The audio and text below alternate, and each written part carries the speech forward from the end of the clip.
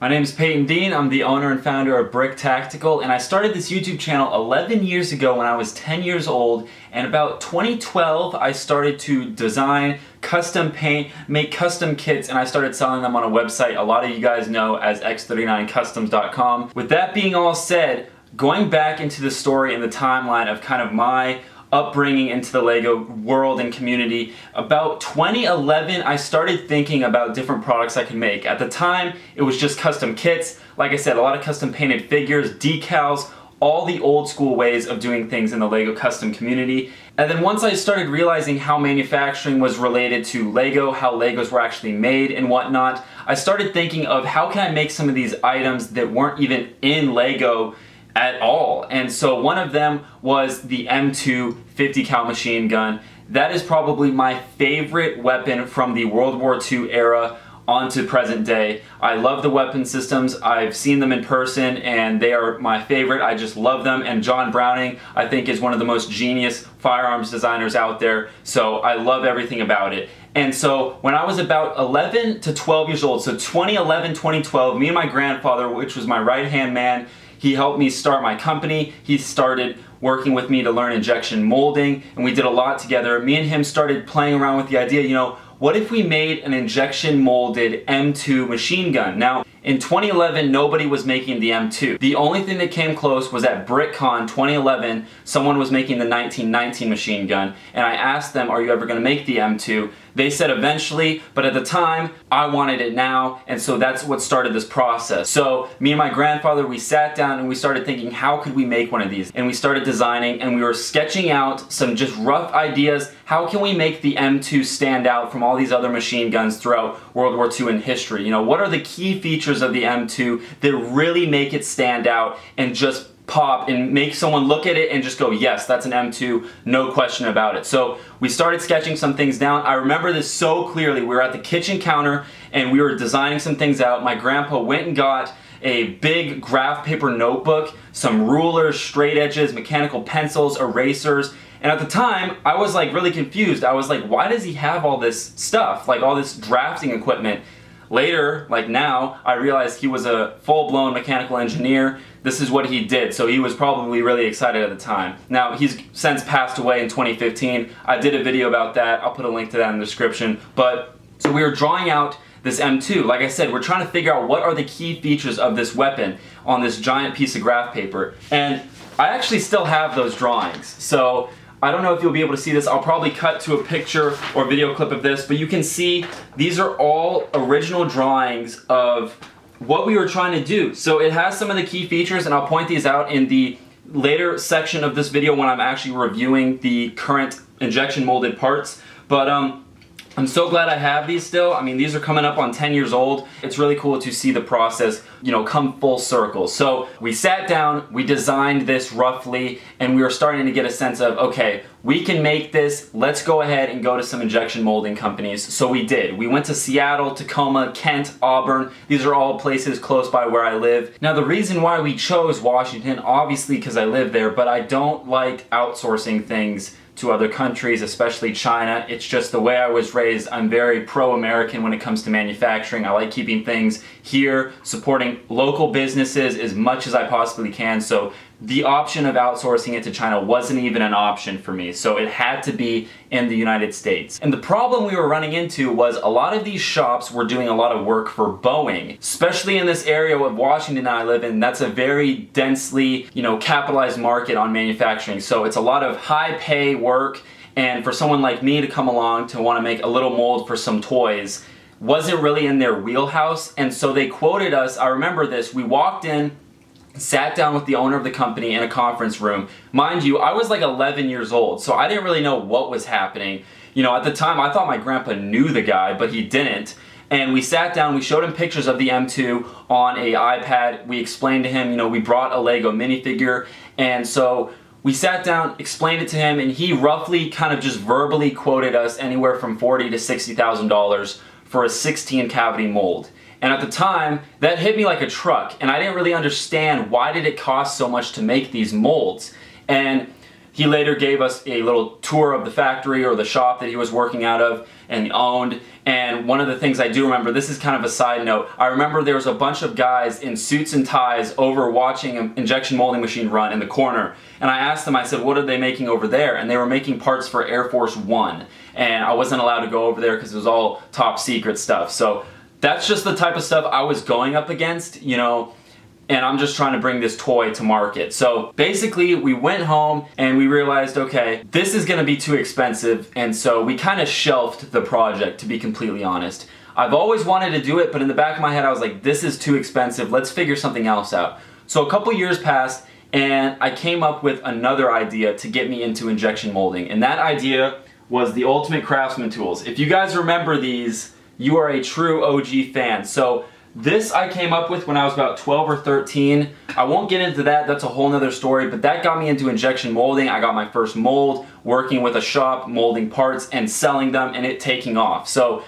we ended up doing that project. Then as time progressed, other companies started making the M2s. I was kind of, you know, bummed out because I wanted to be the first to do it, but eventually, like I am now, this has such a sentimental value. You know, this M2, as dumb as it may sound, this is like a project that me and my grandpa always wanted to do. So here we are, and I'm finishing it, and I designed it completely myself, got the molds made, and we're making them here in Washington State, and now we're selling them to you guys. So that's kind of the full encompassing story. I just wanted to let you guys know that before we go on with the video. The rest of this video is going to be an interesting, you know, layout. So there'll be timestamps in the description, but basically we'll have this section, which is going to be the intro and the story. Then we'll have the design process. These are going to be clips of me just going through prototype after prototype after prototype that I've been recording over the past years. So we'll go through that. You'll see all the little things it takes to bring a product like this to market. So it's going to be really cool. I hope you guys enjoy. Later in the video, we're going to go into some technical details. I'll really show you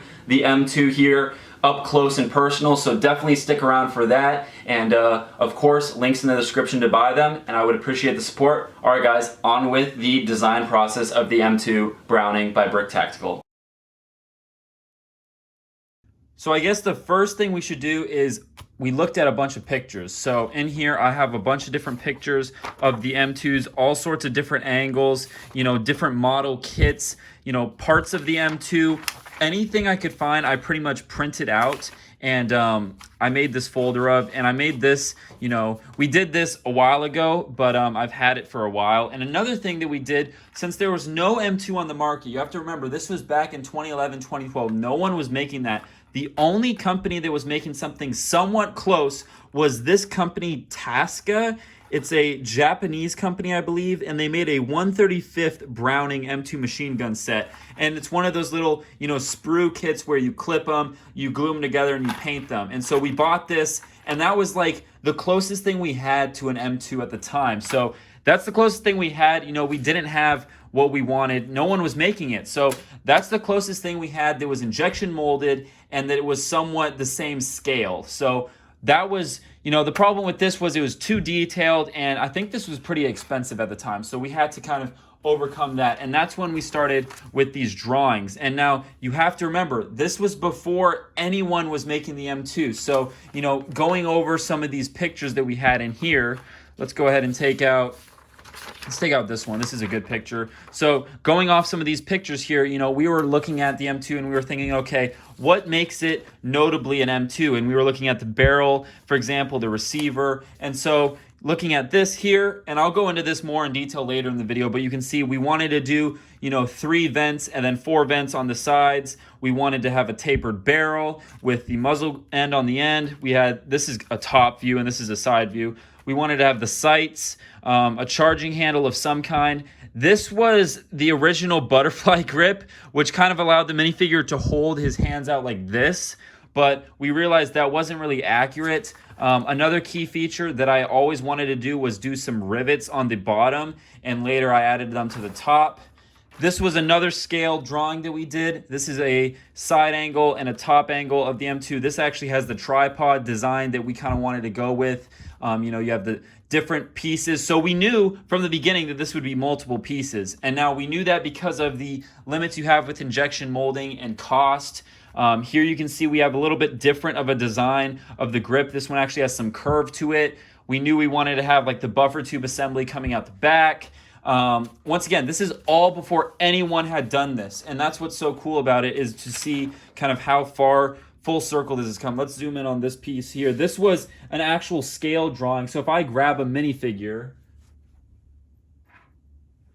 so this was our attempt of making a scale drawing. So if I sit a minifigure down there, it's about, you know, the right size, and then same with here. And that was the idea, is his hands would be all the way out for those grips. But later we realized that doesn't look accurate. It's just not to scale. But overall, this scale of the actual M2, you know, it's pretty realistic as far as if I grab my actual M2 and we set this on top of it, it's pretty close, especially the side profile. It's pretty dang close. And it's actually funny, I don't know what these two lines were, but they actually line up really close with how long the M2 is in real life now. So these were just some drawings, you know, so we have a scale drawing to a minifigure, and then we also had, this was kind of a bigger blown up view, and this was a really blown up view. And so I remember this was kind of like the last drawing that we did. And once again, you can see we wanted it to be modular. And yeah, so that was kind of the original design there. And from there on, you know, it was just, like I said, we shelved the project. And so between having this little scale model and these rough drawings, we knew we could do it, and we knew, you know, roughly the different dimensions and, you know, roughly how long it is and the different pieces that would be required. But this is about as far as we got. And then I started working on the Minecraft project. And so fast forward to around 2017, 18, and then now those are when the video clips you're going to be seeing right now. So on with the rest of the most recent design process of the M2. So another cool little artifact of the history of this is an M2 prototype that me and my grandpa made years ago. Like I'm saying, you know, 2011, 2012. And this is made out of acrylic plastic. We found some local plastic suppliers that supplied, you know, square plastic, round plastic, and we just kind of did something rough. And it works. I mean, it gets the point across, it gets the concept of, and if I grab a minifigure here, you can see this was the original concept, was to be able to have him grab both the handles, because in real life, that's what you do, is you use both your hands like I've been showing, you know, like this, they're pretty close together. But with the way the minifigure is scaled, that just looks weird. And so we opted for the route like this, where instead of grabbing the handles, you're kind of holding them on the inside of the minifigure, or you could do something like this. So I just wanted to show this. I've had this around, like I've said, for almost 10 years now. And if you kind of go off of the drawings that I just previously showed, it fits kind of the overall description of it quite well, you know, with the hand grips, you know, with the different two parts of the barrel, the peg for a tripod swivel, and overall, I think this is really cool. And this just shows you guys that, you know, I've been planning on doing this for a very long time. And this is like the most crude prototype you can get, because back then I didn't have a 3D printer. 3D printing wasn't as common as it is now. So this is as best as we could do. And I think it's really cool to be able to have this and then to have this, and just to compare the two. And it's definitely come a long way. Okay guys, today is September 9th. It's currently about 7 p.m. on Sunday, and I've been working on the M2 all last night. I stayed up till about 2 p.m. or 2 a.m. sorry. And basically what we're doing is I'm moving away from version 1, pretty much everything, and we're going straight into version 2 and all the way up to version 5 of certain elements. So this is like the first like kind of documentary or video or update on this. I have no idea if this is ever going to be posted, but I'm thinking once this goes into production, that being this M2 50 cal machine gun that I'm working on for Lego minifigures, once it goes into production and I start selling them, I might release this to show you guys some of the processes behind, and really to show you how long something like this can take to design, you know, prototype and make, and then fully blown production and selling them all, like, you know, in the thousands. So that's kind of my goal here. This is kind of my first video doing that. I'm kind of already quite ahead of the process. It's not like this is an idea anymore. Like, I'm full blown into prototypes and whatnot, so it's not like I'm starting from the beginning, but I figured it'd be best to show you guys something at least. So basically where we're at is this had been version 1 for quite a while. I had stopped working on the project. It's still always been a priority of mine to get this project done, but this is kind of where we left off. So I had the receiver to a point where I kind of liked it. Let's see if we can zoom in on this and get this on some white background here. Alright, so here's kind of the assembly. This is kind of glued together, like that's a prototype tripod mount. So basically this is version 1, I would like to say. You know, when I was designing it, I was still learning the designing software that I was using at the time, and it was really just me trying to get the idea out of my head and to show that I could actually make it. So this is version 1, or at least we're going to call that. So pretty much the receiver is like, there's a couple changes we'll talk about, but the barrel is like 95% done, and I'll show you the version 2 here, what's different and whatnot. So basically the grips are the same. Well, let's just do this. I'm going to make things confusing here. So here's version 2, here's version 1. So what's different? So, well, let's start off actually, what's the same? Grips are the same, the paddle grips are the same, the receiver's different, the charging handle's different, the ammo can's different, and then the barrel is the same. So pretty much everything is being redesigned. The barrel will be further redesigned. I'm going to shorten it a little bit, but because it's a little bit too long, I think, in my opinion, right now. But the receiver's different, as you can see here. Overall dimensions are about the same, but you can see the charging handle design is different. The size of the receiver slot is different. And once again, this is not done actually. This is version 2, but I'm working on version 3. Basically what version 3 is going to have is, you see on this one, it has kind of a rectangle that outlines the receiver slot on both sides. I forgot to add that on this. Then this one still needs to put the mount for the tripod, as you can see here. So that's what needs to be done with the receiver. Paddle grips are too wide and too bulky. I got to slim those up and work on that. The ammo can, this one, I had never printed one. These are 3D printed prototypes. I never printed one, but I didn't like how the bullets looked.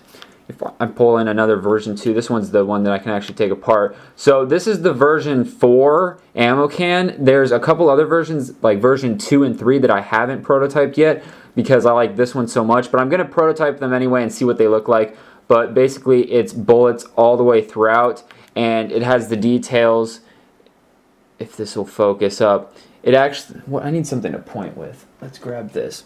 It actually has the details, if you look. So you have the bullets itself, and then you have another kind of ring, and that's to show that they're linked cartridges or linked rounds together. So that's more added detail that I thought looked really cool. So obviously this can fit into there. Like I said, the barrel needs to be shortened up just a tad, but other than that, the barrel's the same.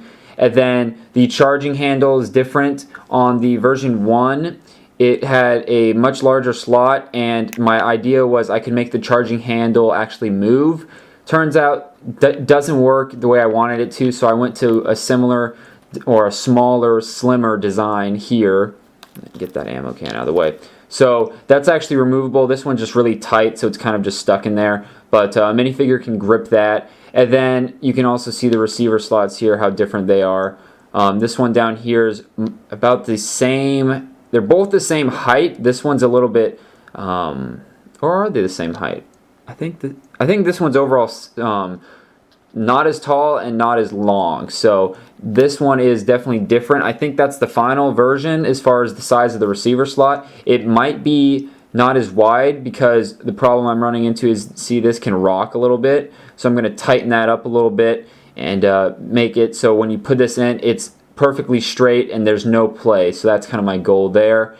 And then of course my pre-made, these are already injection molded. I've been selling these for a while. These are compatible with brick arms, and this slides on there. I'm not going to slide it on because it'll get stuck, but this is compatible already, so that'll be produced as well.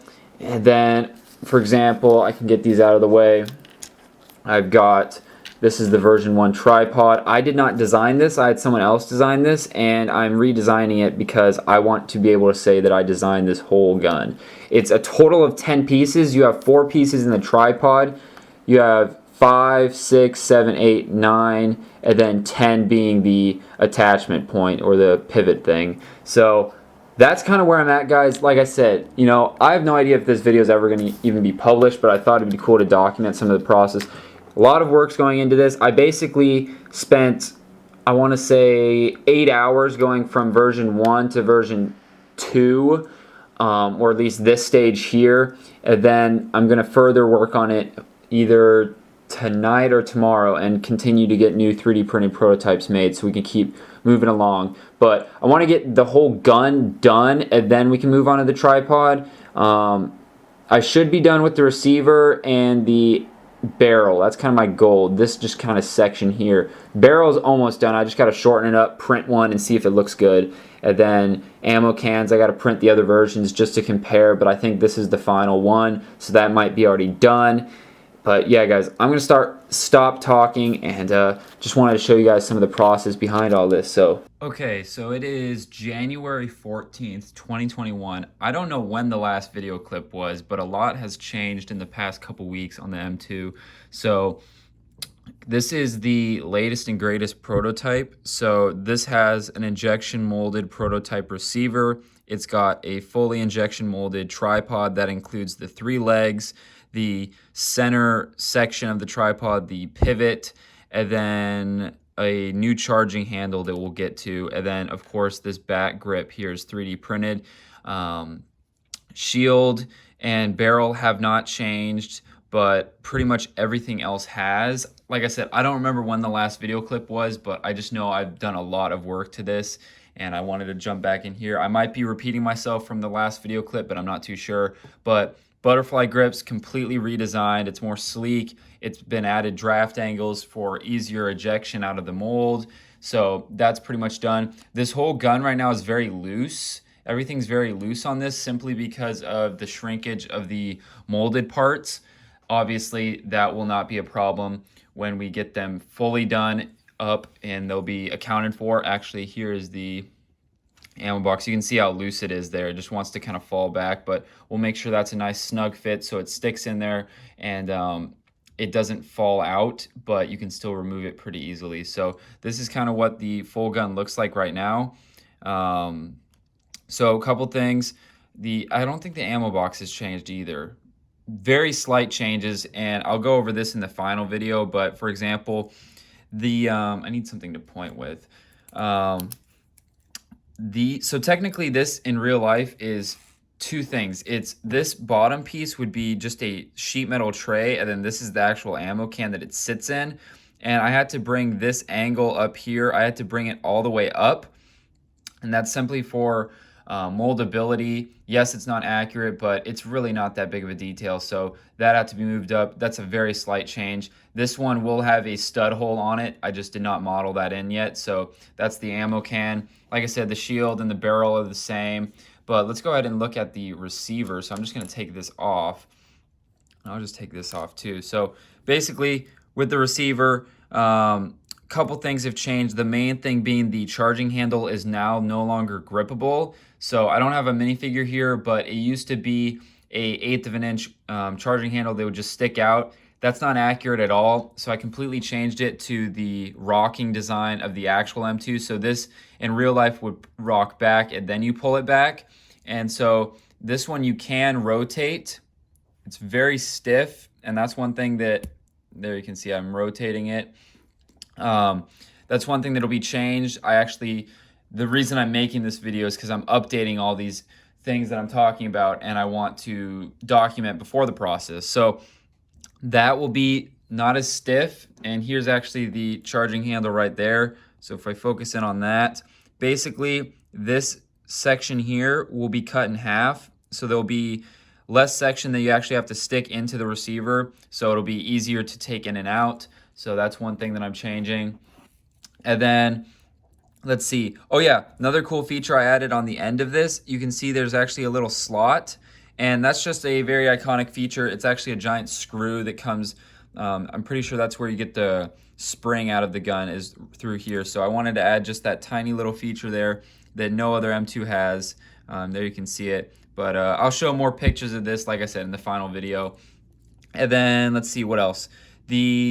I don't think I've ever shown my tripod. So as you can see, it's very loose. As you can see how it's just kind of dangling, and then same with the tripod legs. They're just kind of flopping around, but when you set it down, it sits nice.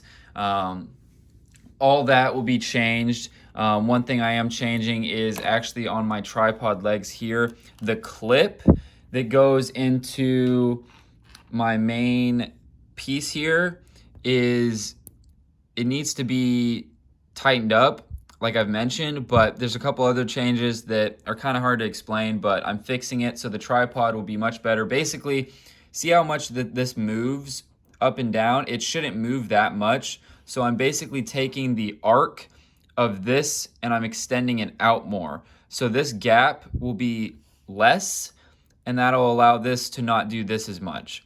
And so small changes that, you know, all these changes add up to make a great little product. So I'm excited for that. And another big thing that I have not shown, and I know this for a fact because I just finished designing these, were, let's see here, we've got, if I move these aside, we've got the different barrel options. And I don't know if I've talked about this or not, but this gun will be coming with, as of right now, it's going to be coming with, let's see, I think just the 4, unless I do one more, but I'm thinking just these 4 barrel options. So we have the main heavy barrel. This is a pretty standard barrel.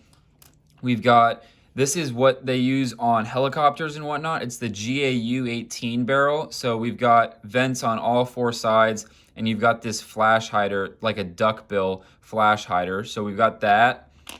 This is the barrel that they would use on aircrafts like B-17s during World War II. It's a little bit shorter of a barrel, completely air-cooled, and it looks really cool. And then we've got actually a water-cooled or water jacket on a barrel. So this actually was a thing. A lot of people don't know that. You could also use this, and that's the nice thing about the design is it's modular, so you could use this on something else and make like a 1919 or a 1917 World War I era. But, you know, the M2 was designed very, I think it was 1917, 1918. It was very close to World War I, because I know it was briefly used, I'm pretty sure, in World War I. But I thought this would be cool. It's just different. It's not done yet. There's a couple details that'll be added on the back of this jacket, then the end of the barrel. And another thing is, all these barrels, they do have a hole in the end of the barrel.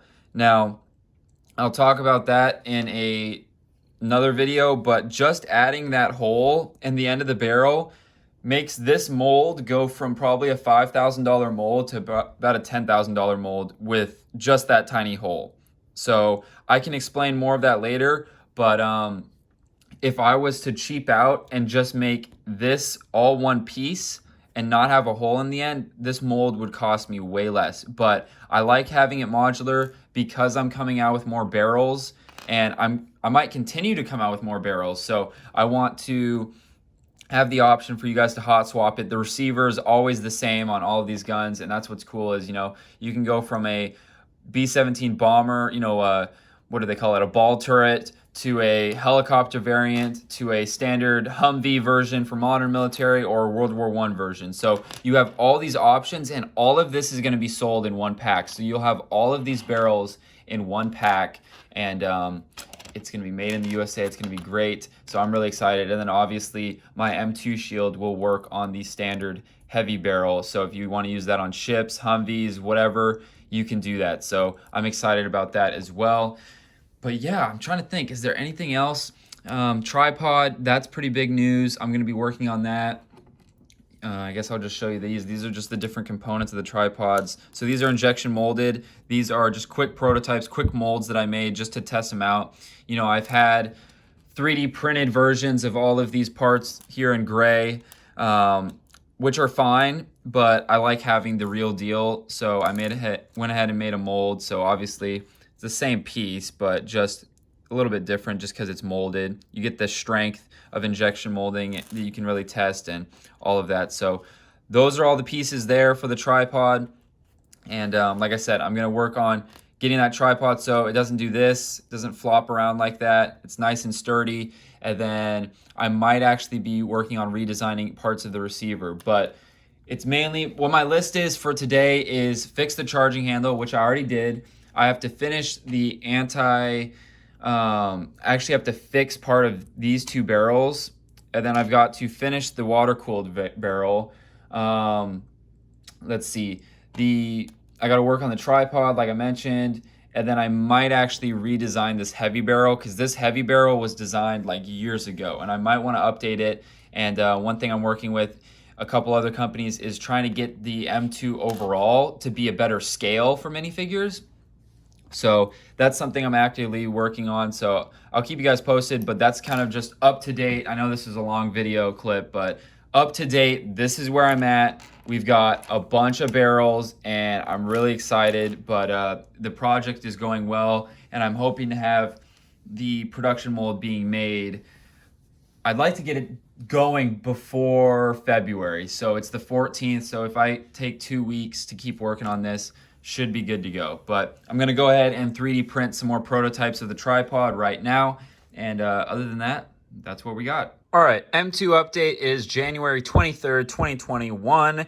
And we got a big change on the receiver and on the barrel of the M2. So first off, this receiver and barrel and butterfly grip all here, this is the original one. That barrel was designed probably a year ago. This receiver, same thing. Butterfly grip is somewhat new, but yeah, so this is pretty old.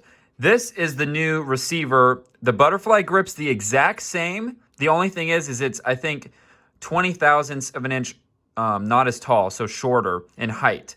Now, this is actually the wrong barrel to compare this with. This is the main barrel here, so I'm actually gonna... Okay, so now we have the two main heavy barrels. So this bottom one is the newest and will be the final version, and this is the old version. Now, if we line them up, you can see we're a lot shorter. And so this is to bring it to a more proper scale. This scale was, I believe, I want to say like 1/27th, 1/26th. This length is getting closer to 1/30th scale. And for those that don't know what that is, for example, like most Lego tanks and vehicles that are made for minifigure purpose are normally 1/35th scale. So this being like 1/26th, 1/27th, that's just a little bit too big. And so you need to get it higher on the scale, which means you need to drop the overall size of the gun. So you can actually see, keeps getting overexposed, but there we go. So if you look at the two receivers, this one's actually shorter in overall length. It's not as tall. You can see the charging handle port is the exact same size and diameter. However, the length of kind of where it would actually travel is different. You can compare the two there. The actual like lips around the feed tray are different. You can see this one's thicker, that one's thinner. I like this look better. The actual sights are a little bit different. This one here is thinner. This one's thicker up top. So I like the thinner one. It's more accurate. What else? The rivets are a little bit different, a little bit smaller, but they're still there. I really like that feature. And then the barrel is another thing. It's shorter. You can see the actual cooling shroud holes are bigger and more like in your face. Like these, they're not as well indented. These ones are a little bit bigger and it just looks better. The secondary kind of part of the barrel there, this is a lot shorter, but it looks better. It's a little bit bigger in diameter. And then everything else is pretty much the same other than it's a little bit shorter. So those are kind of the updates. And then one thing I'm working on is I just finished designing the version 2 of the GAU 18 barrel, which is this one here, and then the aircraft version of the barrel. So both of these versions are being printed right now, and I'll do a video once I get those, but these are the version 1s. Version 2s are being printed right now, but I just thought I'd show you guys the main difference, which is the receiver, and then the main heavy barrel, which is kind of like, this is like all the standard pieces here. So that's a big deal.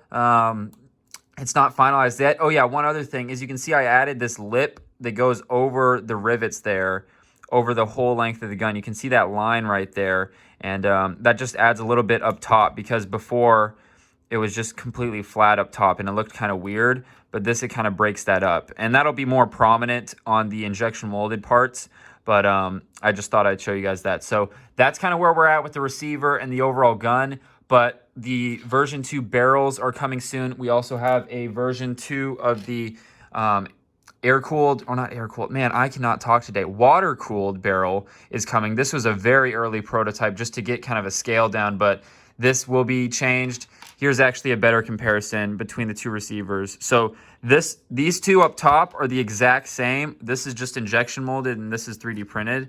So you can start to see the differences there. So this just looks a lot thinner. sleeker, not as blocky, so I'm really excited about that. So this is going to be the new receiver. All right, guys, this is, let's see, January 27th, 2021.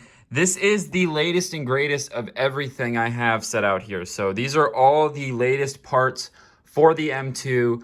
Let's see. I need to look back and see what I filmed last, but a couple things that have changed. So both of these barrels here have changed. So the back diameter here has increased to fit the M2 shield. Now before, these barrels, this back diameter was small and this M2 shield couldn't fit on it. Now, to be fair, there's no reason why if you were using the GAU 18 barrel on a helicopter, you would have a shield. That's just not accurate.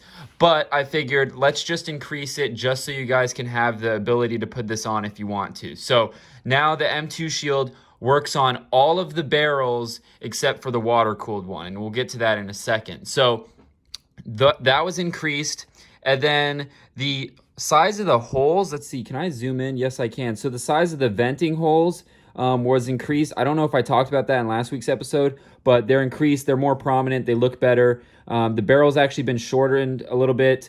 This has been beefed up on the back because I had one actually break. You can see right here, I had this one break, and so I didn't want that to happen again. So beefed it up, added some changes to both of these barrels here. So now they are stronger, more accurate. They fit the M2 shield. Overall, great improvements. Really happy about that. And then obviously, I don't know if I touched on it, the heavy barrel, same thing. The holes in the air venting holes have been increased, and that barrel is done. So all those barrels are done. M2 shield's been done. This is broken. Let's see. The sight, I don't think I ever talked about this. So I'm making an anti-aircraft gun sight. Now this is the version 2 you're looking at, and this is the version 1. So the difference being, you can see the inner ring is bigger on the version 2 and smaller on the version 1. I liked it being bigger because it just looks better. That's just too close in, and that could cause potential molding problems in the mold. So I figured let's make it look better and easier to mold. So that's the version 2. And I don't think I have one. Basically, I'll have to do a separate video showing how this attaches. Basically, that slides over there, and then you can put any barrel over it and have this sight. So it's kind of a cool feature. And then let's see. The one thing that I was really annoyed with the other day was I was working on getting everything ready to send off to get the mold process started, and my computer crashed and I lost a lot of files. Luckily, so it was like these two barrels, the two anti-aircraft and the GAU barrels, I lost those. Luckily, I was able to find them and fix them. Didn't take me that long, but I completely lost this air-cooled barrel, or not air-cooled, man, I get these mixed up, water-cooled barrel. And luckily, it's a pretty easy part to design, so I redesigned it. And don't mind all this. This is just from 3D printing, but was able to redesign this actually better. And so that's the water-cooled version. And then the last thing that I was running into was some issues with the tripod. So I think I was able to fix it. This is the version 1 tripod body, this thing with the 3 prongs on it for the legs. The one that this is on is the version 2.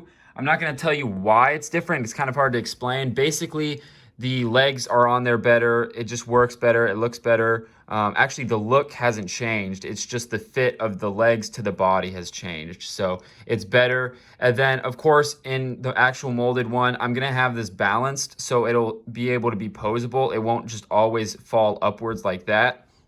But yeah, this is the latest and greatest version. Oh yeah, that's another thing. So the last video, I believe I showed you... Was it this one? I'm trying to think. No, where was it? It was an old, yeah, this one.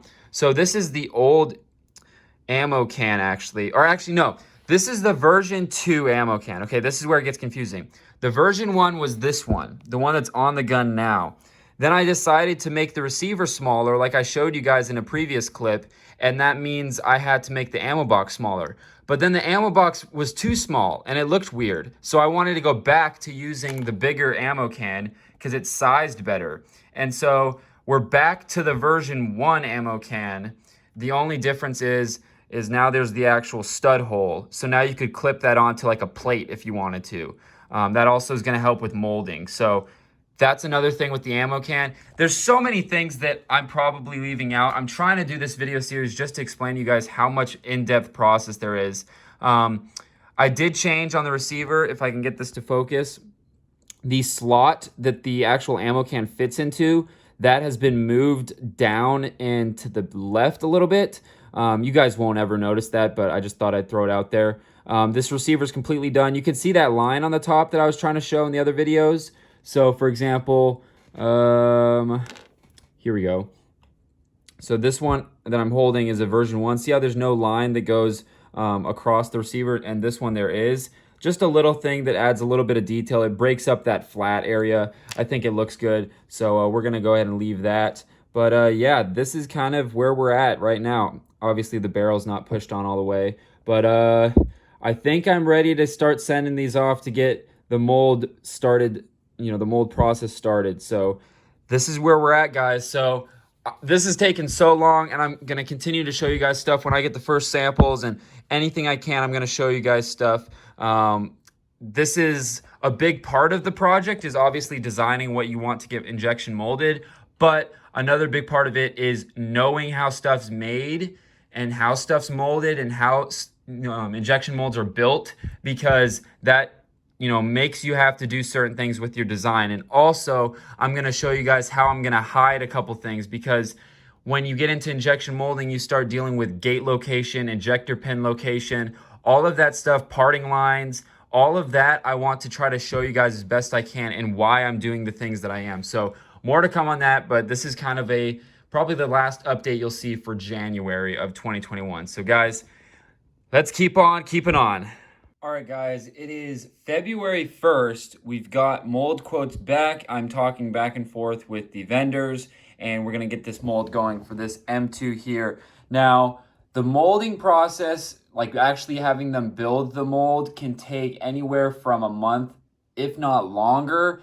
Normally what takes the longest is the back and forth of the revisions. So they'll make the mold, they'll send me some test shots, they're called, which are some injection molded parts to look over, check, does the barrel fit to the receiver? Does everything fit nicely the way I want it to? And then we'll go back and forth. If everything's good, then they'll send me the mold, and we'll start running parts. So just wanted to do this video clip explaining that real quick. I'll do more in depth as the video progresses here, but it is February 1st. I'm about 2 weeks behind schedule. I wanted this to be started around January 15th was my original goal. So we're about 2 weeks behind schedule. Maybe we can make that up. But as of right now, it is out of my control. They are designing the mold and gonna, send me stuff back and forth, and we'll go from there. In the meantime, I've cleaned up my work area here. So these are all the final parts, the most recent 3D printed parts. I'm keeping those separated, from all these test prototypes. So these got bagged up. We're going to put those away in a special spot, and then I'm going to keep these right here through the coming month or so, just in case I need to reference anything back and forth. So that is the latest and greatest. Okay, it is April, I think it's 26th or something today. Basically, I just got the M2 samples in, and like I said, I'm trying to document this whole process for you guys so you guys can understand it. So these are the very first test samples from the production mold. So they finished the mold, they finished everything.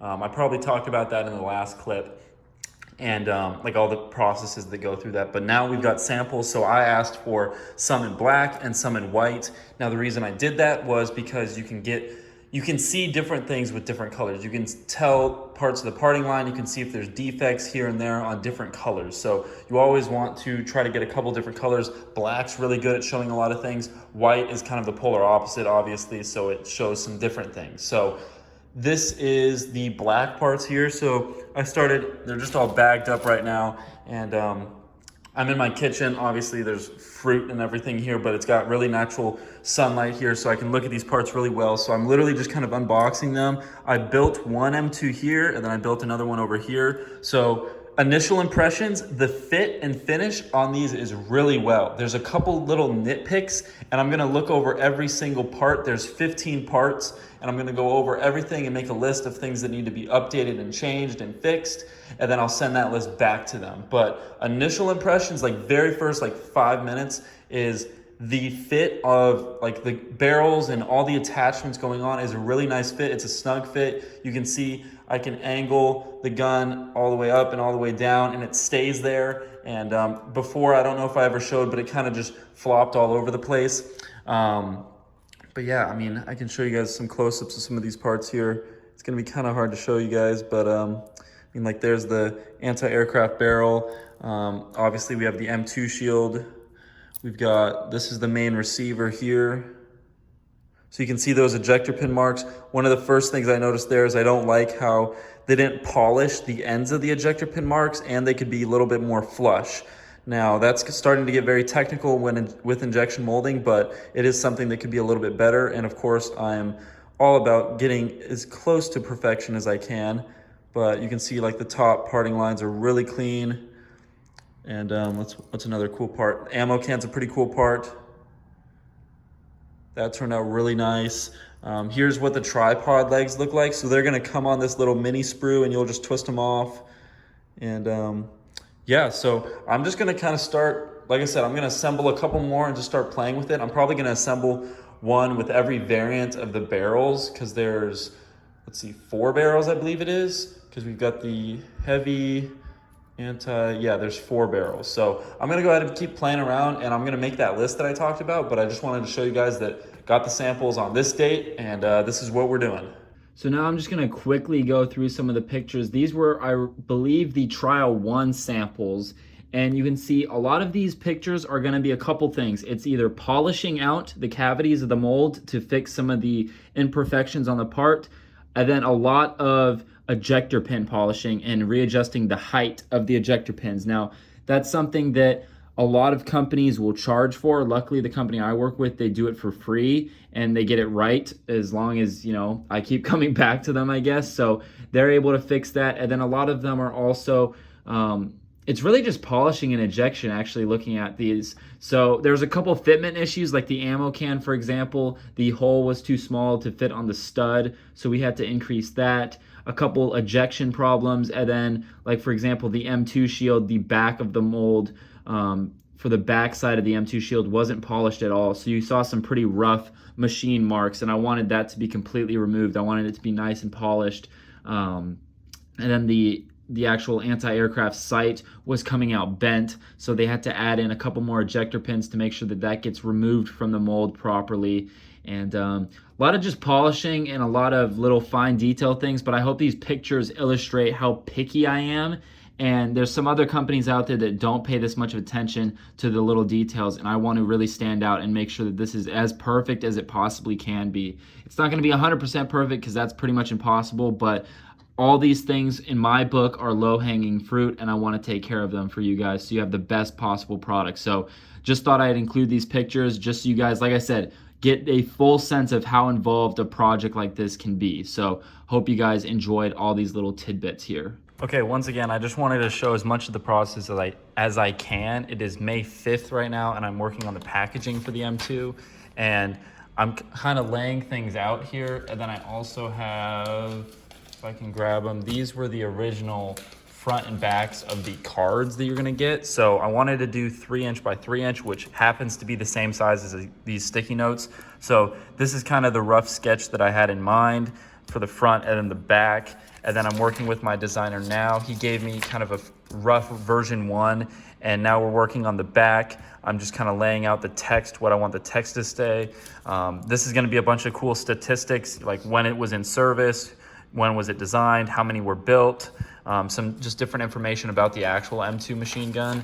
And then on the back, I'm having him add a little thing on the front. You'll see all this when I actually show you the cards, but I just wanted to at least film showing kind of how rough the designing phase can actually be. But then I'll show you guys the finished product, and you guys will be blown away that these stupid looking little sketches turned into a really professional looking little piece of packaging. So I just wanted to film that. Okay, it is, what's today? The 24th of May. It's about 9 o'clock at night. So I just got back from Hollywood. I flew into Washington.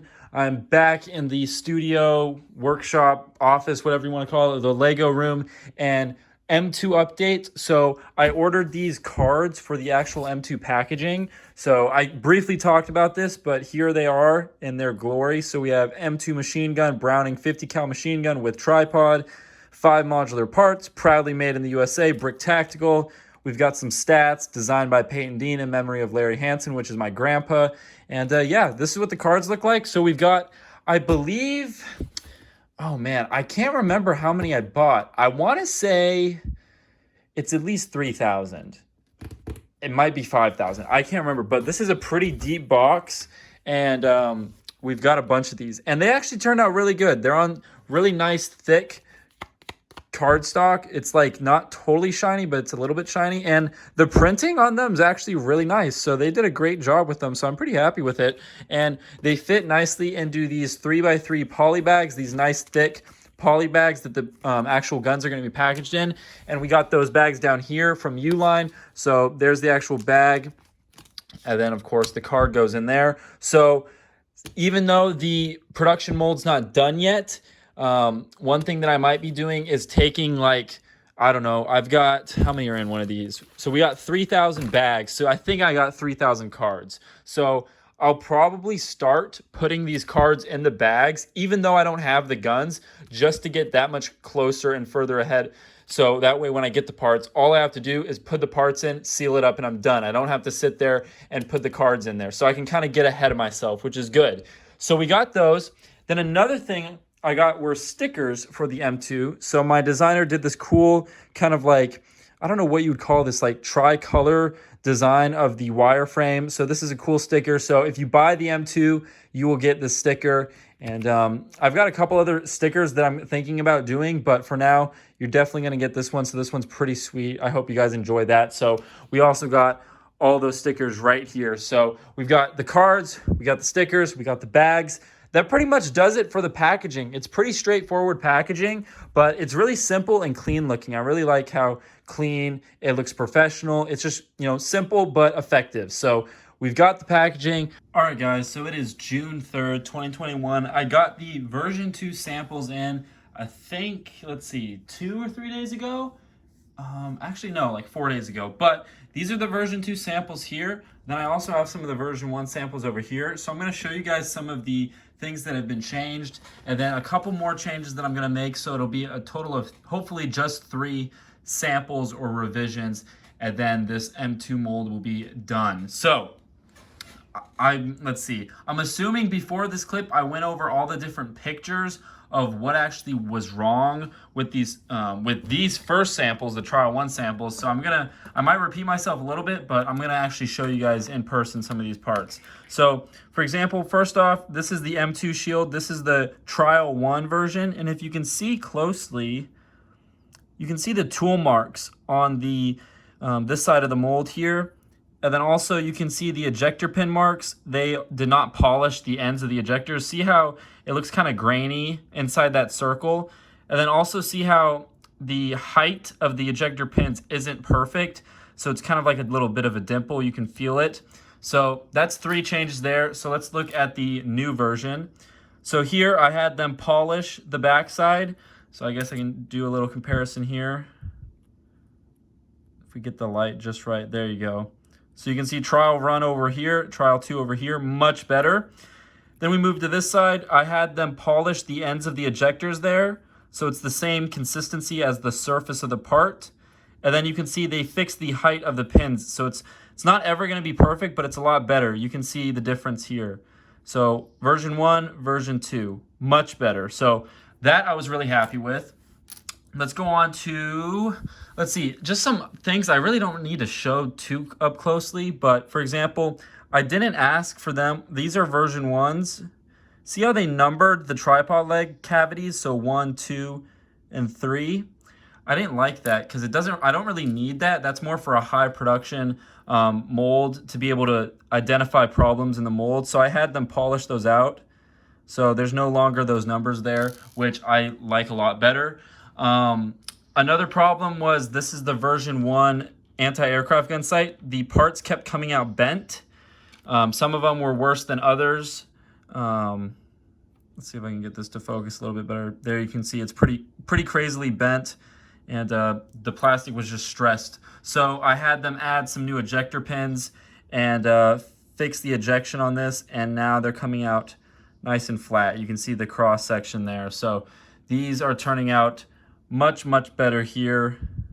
You can see the little ejector pin actually right in the center of that sight. There's a little circle. That's the ejector pin mark. So the sights are much better. That was a big problem. Another thing, the receivers. So if we look at this one here, let's see. Let's grab this one. So the receivers, same thing, ejector pins. A lot of this was just mold polishing. So this is the version 1. You can see the ejector pins are once again kind of grainy looking, and the height is too low. Then we come to the version 2. You can see the height's much better, and they polished it out.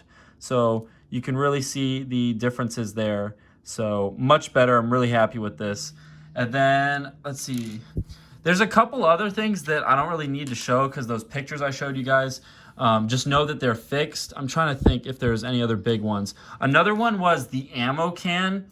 The stud hole on it was too tight. So this is a version 1, this white one. You can see that stress line on both sides where I tried to put this on a stud and it just stressed and flexed the plastic, and it wasn't a good fit. It was too tight. This one, they opened up the hole to my exact dimension, and now it fits on a stud real nice, and you can see it doesn't leave any of those marks. So that's another good thing.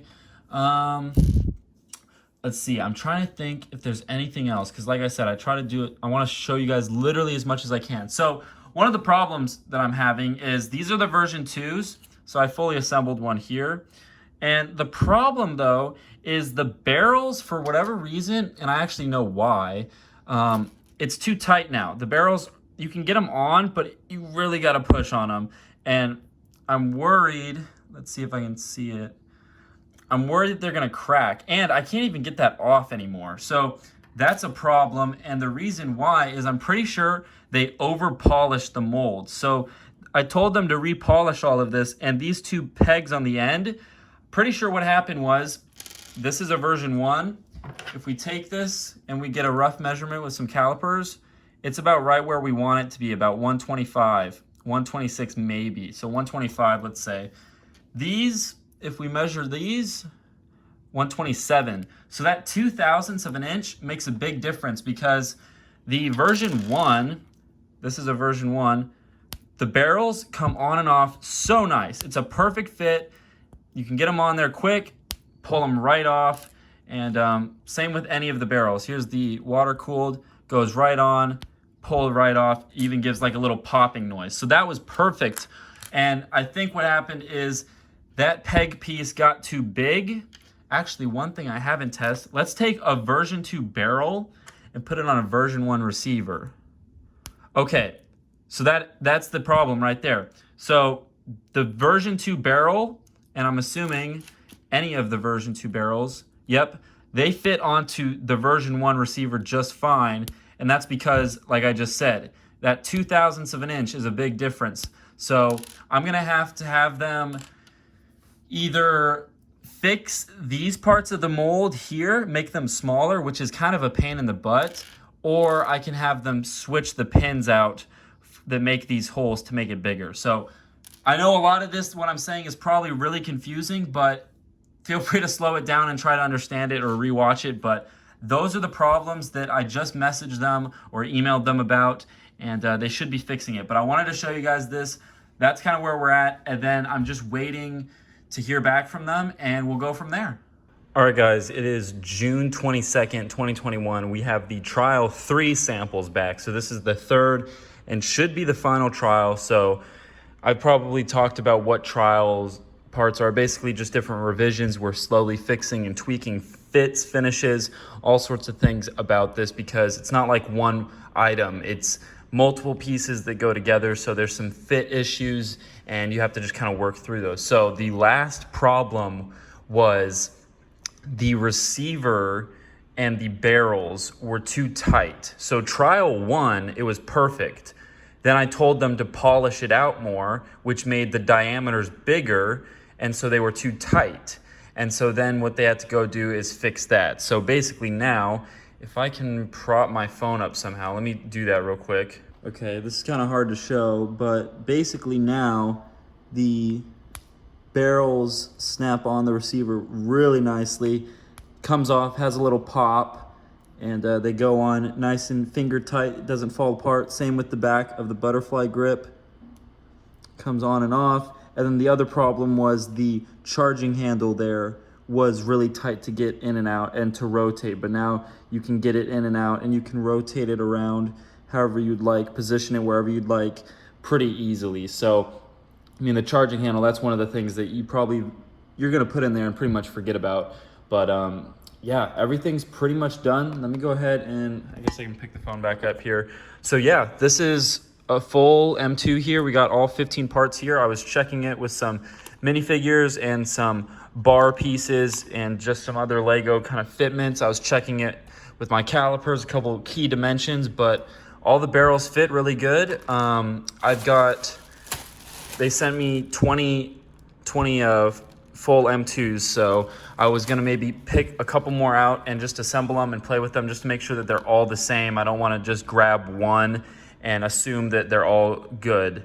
So I just wanna spot check a couple of them, but yeah, this is pretty exciting. So this was actually supposed to come Thursday, which is the 24th, but it's the 22nd, so these got here quicker, which is good because then I should be able to get this mold shipped out to me by next week, which would be perfect actually. So basically we're saving a couple days here and there, which is great. Things are going a little bit faster, but overall this has been a really long process. You know, it's always like this, but you just have to expect that. So that's kind of the update. Like I said, I just want to keep you guys posted with literally everything involvement wise with this. So I'm most likely, like I said, gonna go over this a couple more times, probably sit here throughout the day and just kind of fidget with this and play with it, make sure I like it, tell them, all right, pack up the mold and ship it to me, and we'll go from there. So yeah, just a little bit more waiting.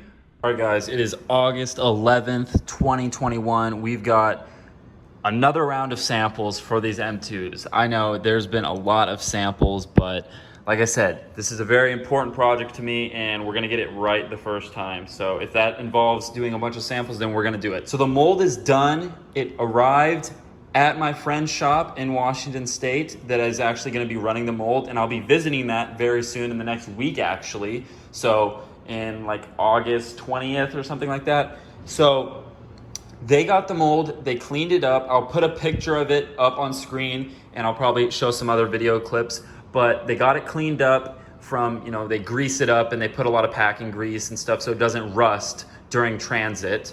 And so they got it cleaned up and they put it in a machine and they ran some parts in black ABS plastic like I requested. And they sent me 6 samples of all the M2 parts. And they did that just so I can one last time double check it, because the company that made the mold was testing it and sending me parts. But now that the mold's in a different company's hand, they wanted to just do everything one more time before I say, hey, make 5,000 of these things. Because it would really suck if all of them were bad if we didn't do this step. So these were actually supposed to arrive tomorrow, but they arrived today. So today's Wednesday, they were supposed to come Thursday, so I got them a day early. And so what I'm doing now is, like I do with all the samples, I'm just playing with them. I'm assembling the M2s, I'm taking them apart, putting them back together. I'm looking over all the fits and finishes of all the parts individually. I'm making sure that anything that's supposed to be grippable is grippable by a minifigure. I'm checking dimensions with my calipers, just overall fidgeting with them and kind of giving them some wear and tear. And overall, they're really freaking good. I'm really happy. There's a couple things that I'm gonna have them fix. One of them being, you can see here, if I take this out, let me just take this off.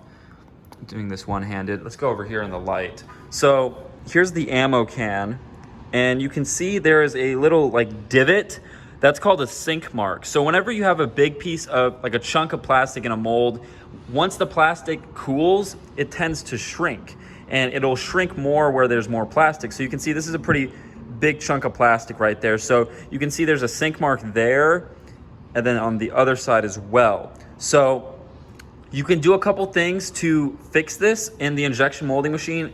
I believe you can increase the pressure and the holding pressure, which should eliminate that. So that's the only change that I noticed on this piece. And then there was a little bit of sinkage on the receiver. I knew this was gonna happen because the receiver is by far the biggest part. You can see in the charging handle slot, there's a little bit of a divot. Doesn't really matter that much because you're not gonna see it. It's kind of hidden. This side, it's not as bad. And of course you have the charging handle anyways. But I'm gonna see if they increase the holding pressure on the whole mold, this should be fixed as well. So that's like the only two things I can really find, you know, problem-wise on all this, which is really good because that's literally just one setting on their machines to get that fixed. And you know, for them setting this up for the first time, getting it this close, I mean, they got 99% of the way there. So just let's see if we can fix those two little sink marks, and we should be good to go. So I'm just gonna go ahead and spend the rest of the day kind of thinking about this and going over all these samples, and yeah, we should be good to go. Actually, I do see one potential problem right there. That sight piece is all bent out of shape there. I hope it's not like that on all of these. See, this is literally live footage of me finding this stuff.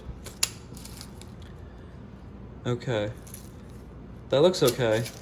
Oh, that one doesn't. I'll take this one out. Looks like that one maybe got stuck in the mold.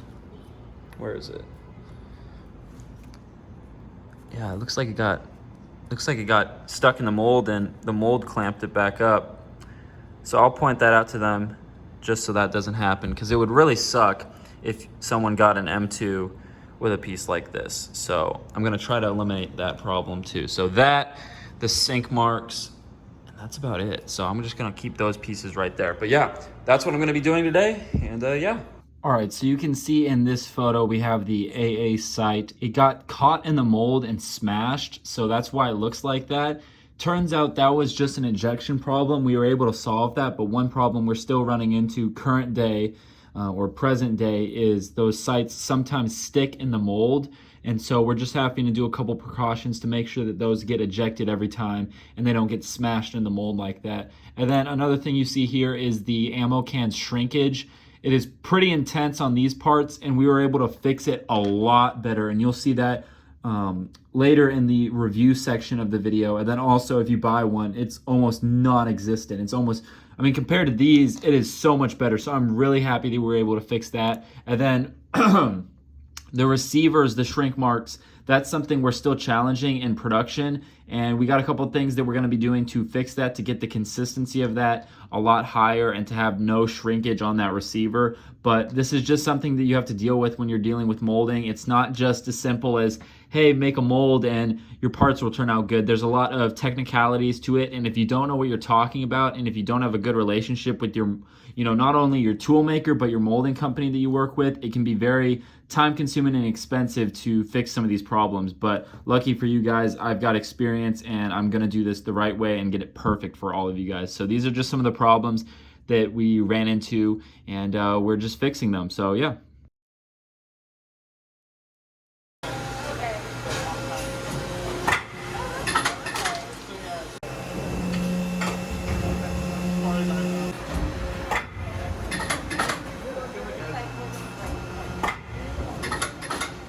All right, now on to my favorite part of this video, which is the actual production. Seeing this mold run in action is probably the most satisfying thing because of all the long hours and all the time and money that was put into this project.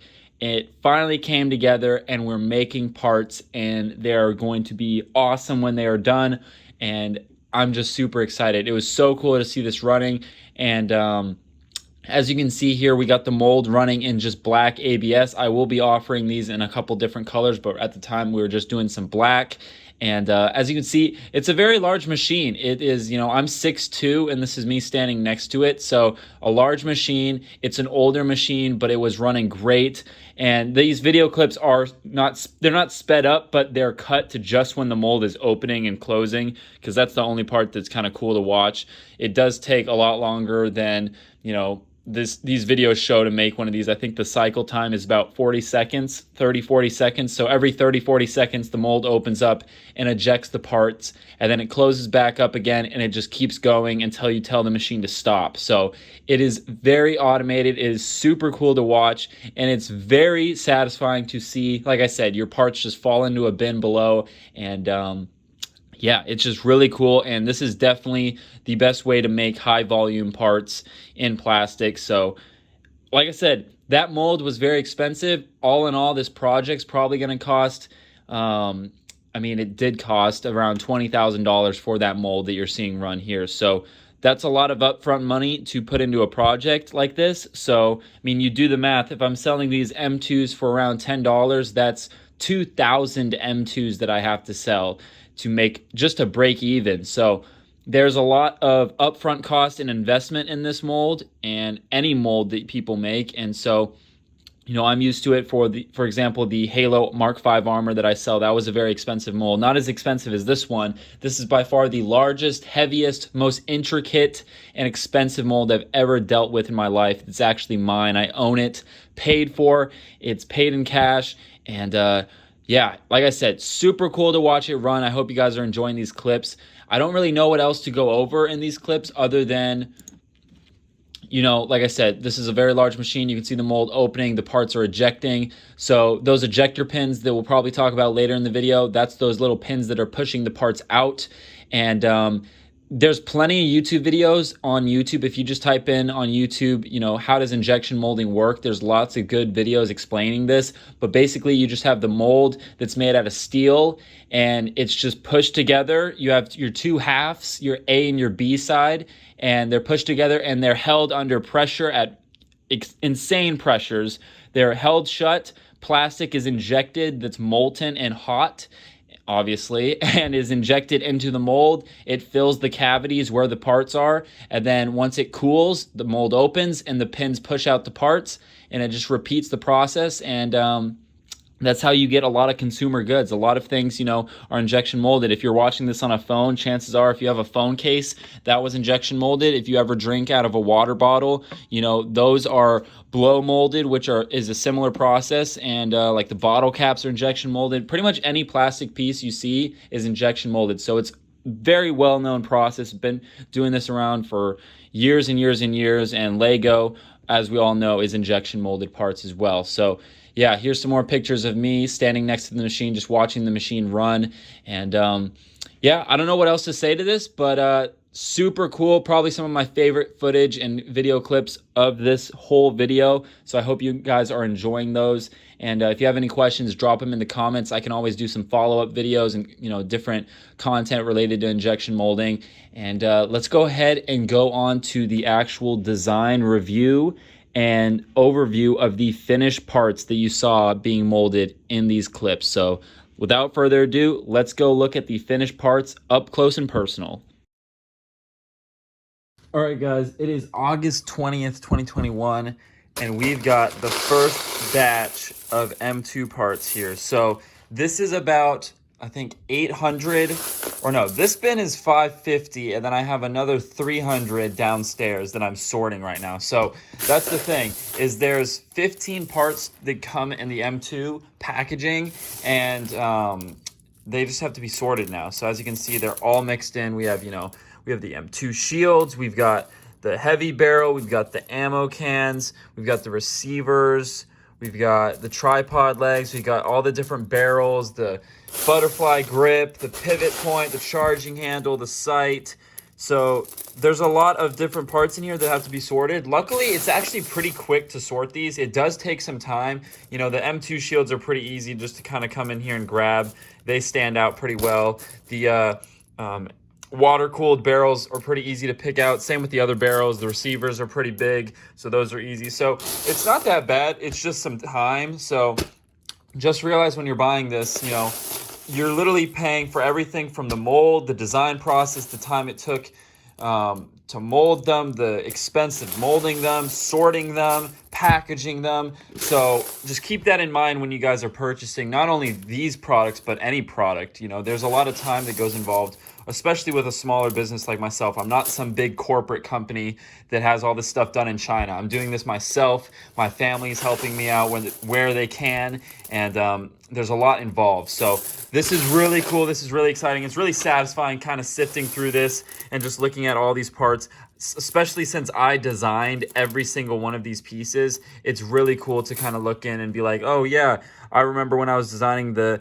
anti-aircraft sight or the M2 shield, or, you know, I look at these parts differently because I designed them and I spent hours upon hours upon hours, you know, making them and perfecting them. So it's really cool for me. It's probably really cool for you guys too. So I hope you guys are excited as I am. And now what I got to do, like I said, I got to sort, I got to package them. I got to take pictures of these guys. There's a couple products, like package deals that I'm doing. So like, for example, I made this M2 gunner minifigure. So it comes with my own M1 pod helmet. It's got the bandolier torso, a cool chin strap head.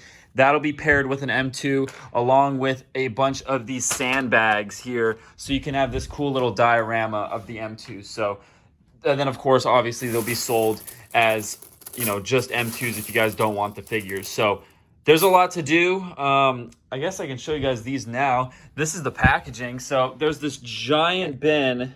There's, I think, 5,000 of these in here. So I had a family member help me pre-bag these. So we got the cards. If we go over here.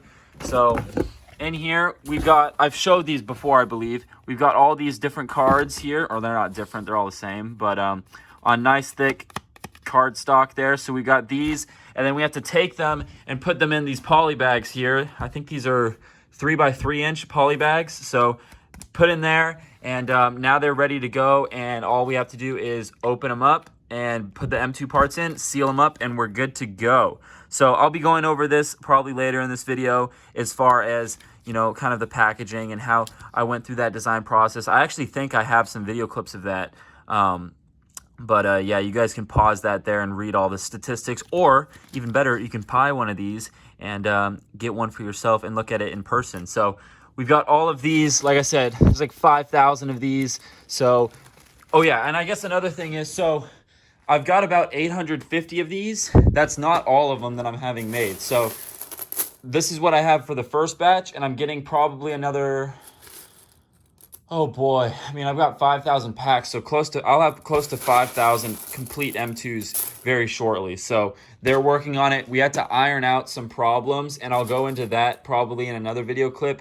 And I was going back and forth with the mold and tool makers and trying to narrow down some problems that we were having. And I think we found some solutions. So I can talk about that. Like I said, this is going to be a really long video. I have no idea how long this video is going to be, but I'm really excited because it's literally going to show you guys, and I've probably said this before, but literally every step of the way. So yeah, now probably when I get some free time here soon, I'm going to package these and probably get some product pictures. That's probably my next step. So yeah, so this is how I'm sorting them. Got a big bag of all the loose parts here. I literally just take a handful, dump it out here. I got this nice white background just so it's easier and quicker to see things. And then I just start. I normally start by grabbing the M2 shields, and just because they're the largest part and they're the easiest to see. And I got bins set up for all the different pieces here, and I just kind of boom, boom, boom, and I go ahead and sort them. And it makes things pretty quickly. So, you know, just to give you guys a sense of how I do this, I kind of just pick a piece and I kind of just zone in on it. So like right now I'm doing tripod legs. So I just kind of zone in on those, and I feel like a robot. And then I just go in and I just start grabbing them. And like I said, it does take time, and I'm actually curious. I should time myself and see how quickly it actually takes me to sort like 100 of these. And so, you know, what I'll do here is once I'm done sorting all of these parts, then what we'll do, so then once we're done sorting all of these, we'll put them in the packaging here. like so, and we're good to go, and they're ready to sell. So that's kind of the process. So yeah, those are all the pieces there. I think there's 15 total, 2, 4, 6, 8, 14. Yep, 15, and let's see, 12 unique pieces because we've got 3 of those. So yeah, the hardest ones are probably the charging handle and the sights because those are so small. These sights here, and they're just tiny, and they like to stick to things. So that's probably one of the hardest ones to sort, but you gotta do what you gotta do. All right, it's August 23rd. I'm working on the M2 video, and we're also working on packaging all the M2s. So this is what they look like in their final packaged form. They're looking awesome. Really excited to start selling these. And then everyone that buys one, so every M2 you buy, you're gonna get one of these custom M2 machine gun stickers. I've shown these earlier in the video, but I'm really excited about how these turn out too. So you'll get that, and you'll get your M2, and you'll be supporting this awesome project. So I'm really excited for these. So obviously, I'm just trying to show everything. Obviously, this is not all of them. We just started packaging them, but this is bin number 42. So this goes in my inventory room here, and it goes up there with all the other numbered bins. So whenever you place an order, it's gonna say on the invoice bin 42 if you order one, and we just reach up here, we grab one, and it goes in your order, and we ship it out. So like I said, pretty seamless process, and yeah, like I said, I'm super excited to start selling these. I really can't wait. And then I'll have more on Instagram and all that good stuff later on, but I just wanted to show this. Now we're going to do an in-depth review on the actual finished product, the M2 itself, all the different pieces, why I chose the certain design elements that I did while I was designing this. Once again, I designed all this myself, and we're just gonna dive right into it. So without further ado, I got some reference pictures that I'm gonna go back and forth and kind of show you guys what I was trying to replicate of the actual real steel M2, and let's do it. So we have the water-cooled barrel here. This was an earlier war, the water jacket style of the M2. Those were mainly used for anti-aircraft and some other applications. And then we have the GAU helicopter variant of the barrel. We have the more standard, just aircraft. This would be on bombers or fighters or all sorts of things throughout World War II. And then we have the standard infantry. This is the heavy barrel. So it doesn't have as many cooling holes and vents because it is a heavier barrel, and it's meant to just run longer, and then you swap it out when you need to, versus some of these other ones with the air vents. It's just air cooled, especially when it's flying through the air on a vehicle. So those are the different barrels, and I'm gonna go ahead and give you guys a close-up of each one, and then I'm gonna show you guys some of the reference pictures I used to design them. Okay, so I've got the barrels here. These are the main reference pictures I used. So this is the water-cooled version you can see up on the top. We have the aircraft basic version, they call it in this picture. We've got the standard heavy barrel. We got some more pictures of a water-cooled version, kind of a nice side profile there. And we actually have some different versions down here of a different aircraft version.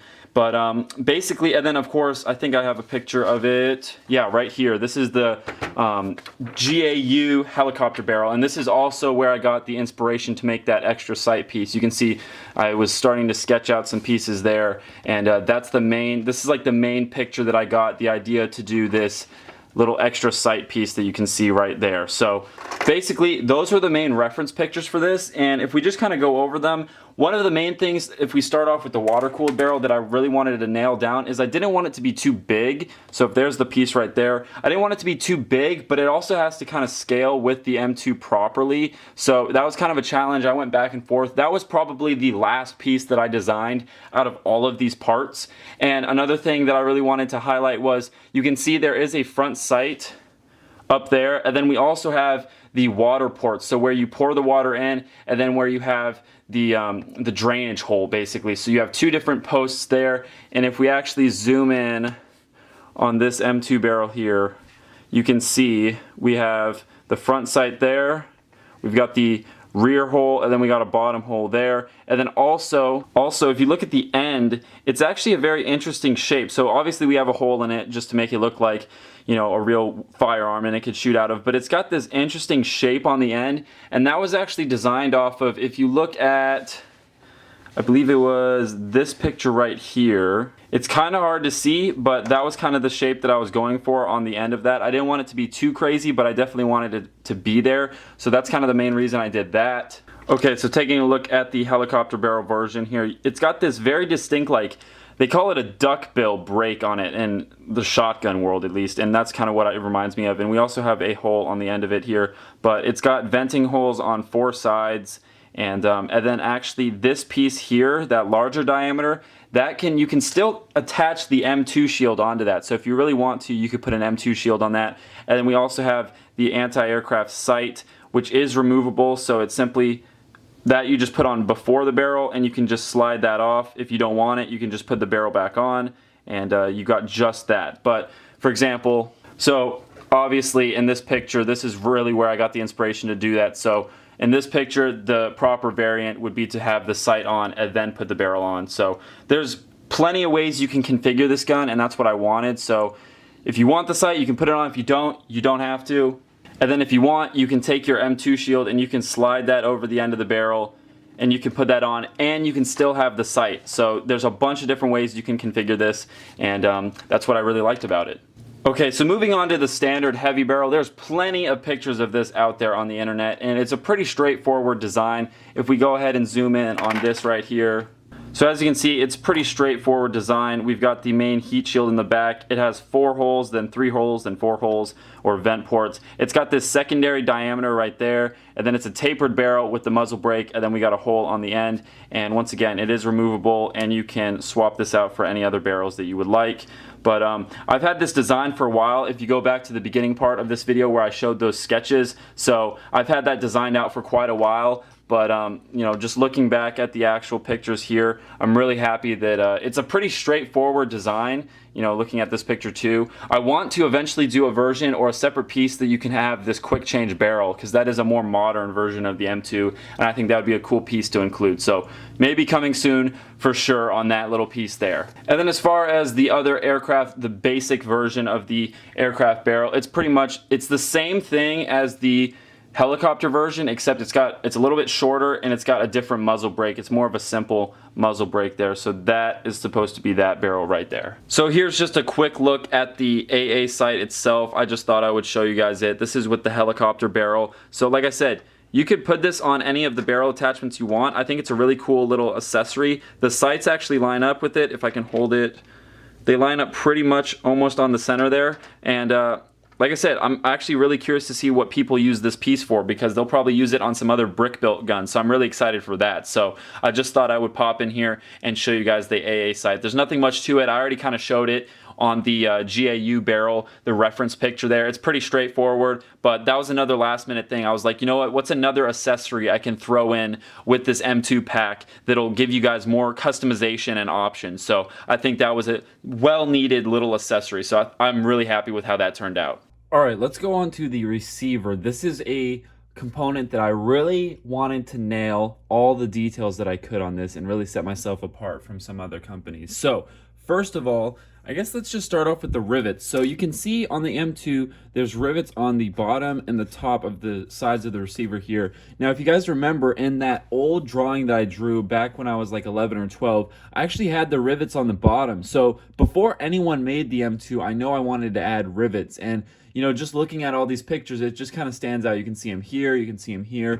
They're just a part of the gun, and it's because the gun is just 4 thick pieces of metal that are riveted together to make the receiver box itself, and all the internals are stuffed inside. And it's just a scaled up 30 caliber at that point. So I wanted to have the rivets. Obviously, I wanted to have the charging handle slot, and then the charging handle itself was something that I never really saw anyone do something like I've done, where you can do the canted the canted charging handle itself.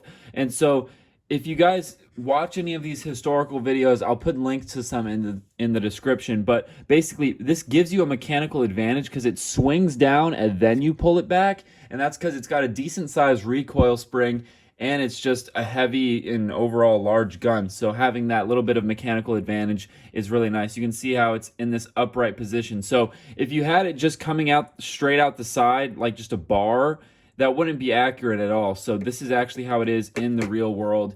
And it also serves as, like I said, that mechanical advantage. So Looking at another view, this is a video game render from my knowledge, but it still gives some of the key features. So obviously I also wanted to have the sights on the top. You have this kind of hooded sight and then this box sight in the back. And then obviously you can see the rivets, the charging handle slot there, charging handle. So those are kind of the main things when you look at the receiver you see. Another thing is, so here's the top cover here. Here's the top cover, like, you know, latch, I guess you would call it. And then there's this distinct line here.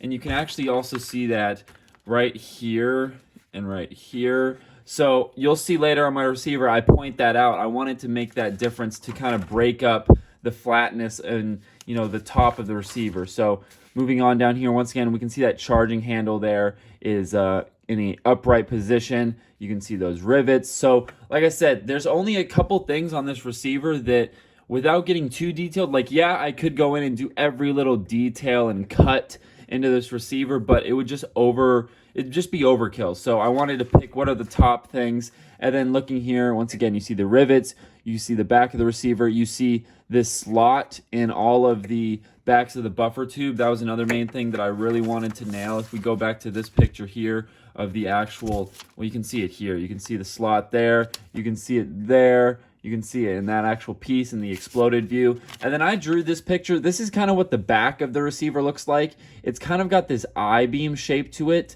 So I wanted to nail that too in a subtle way, and I'll show that off too. So these are all just some things that I really wanted to nail. When you look at the M2, these are things you see. You know, you see the charging handle, you see the charging handle slot, you see the box-like receiver, the sights, and then actually, I guess one other thing that I didn't mention was where the ammo can goes, or where the belts are actually fed. I've added a little bit of a detail around there just to kind of, I don't know, kind of highlight that and just to add something to it. Like I said, not so it's just all bland. So that's the receiver. Now let's go ahead and take a look at my receiver.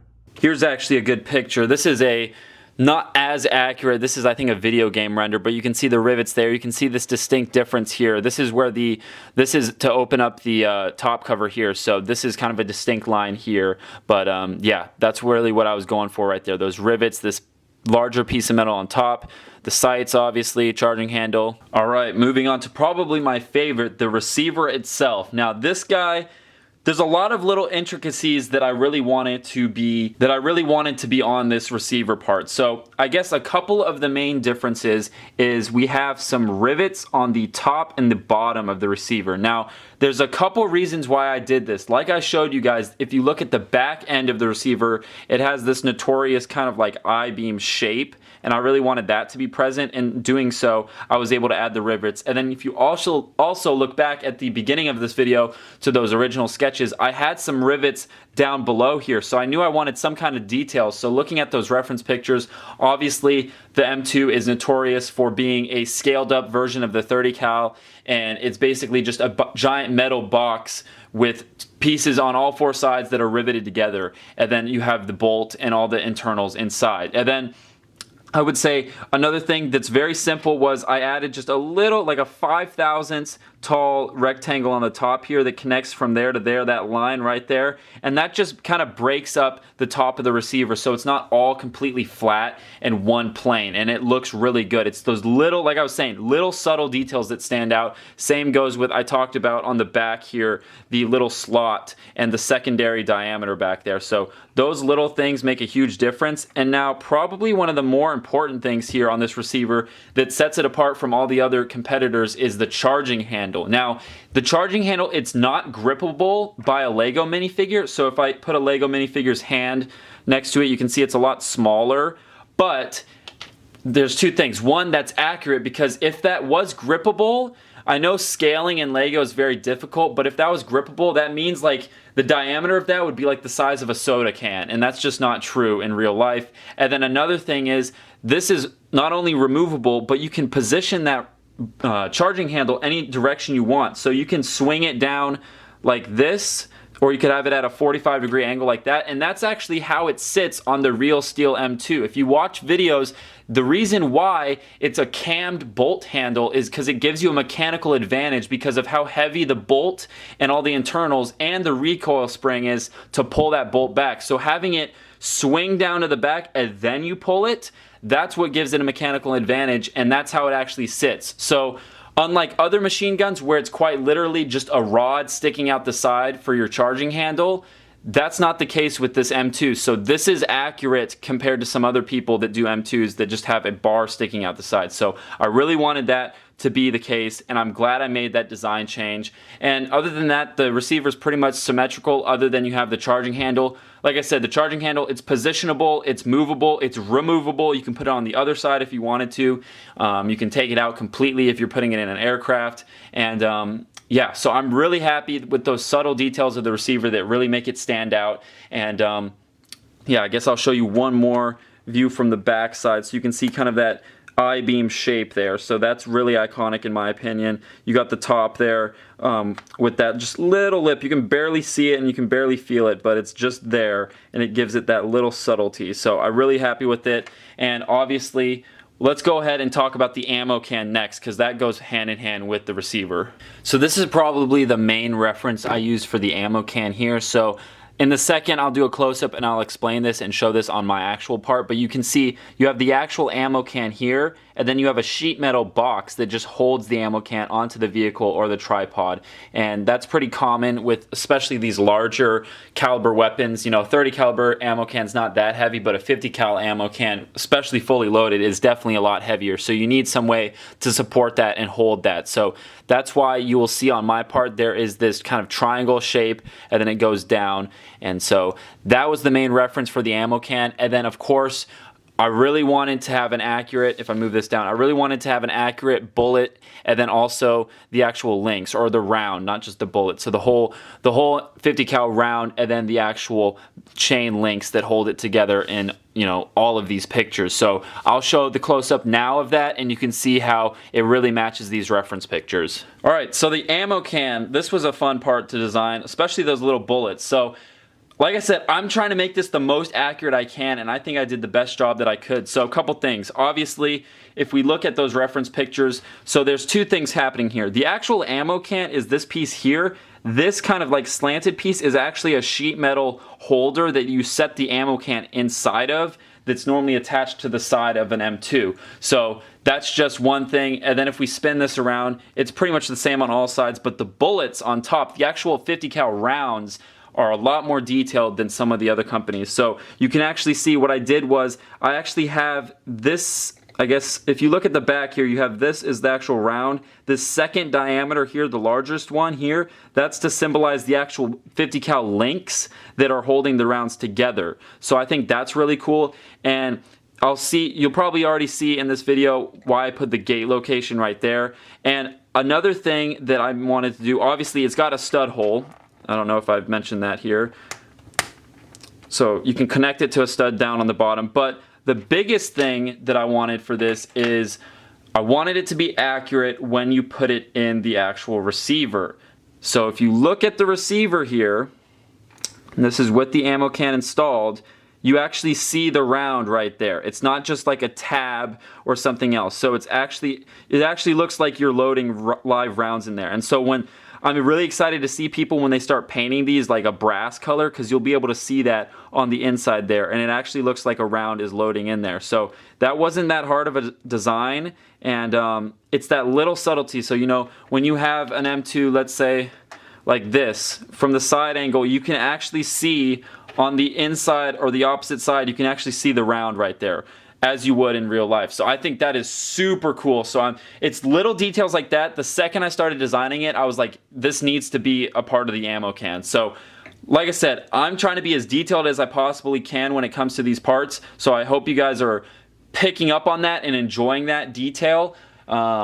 But yeah, that's the ammo can and the receiver kind of paired together. All right, so let's go ahead and take a look at the tripod. So got some good pictures here of the tripod. So a couple things I knew from the start, and you guys saw from those original drawings, I knew I wanted it to be a separate piece. I didn't know how many pieces I wanted, and I actually had a very early prototype of it was a two-piece tripod design, but I went with, if we remove the actual legs, it's 1, 2, 3 legs, the centerpiece, and then the pivot point. So definitely a couple more pieces than I originally planned for, but I think it worked out. And I'm gonna do the same thing. So let's point out a couple key features and then I'll go ahead and show you guys my tripod. So obviously, 3 legs, that's what makes up a tripod. You have the centerpiece here. You have this piece right here, which is the actual pivot that connects to the gun. I knew I wanted that to be a separate piece, and for molding purposes, you have to make that a separate piece, so there's no way around that.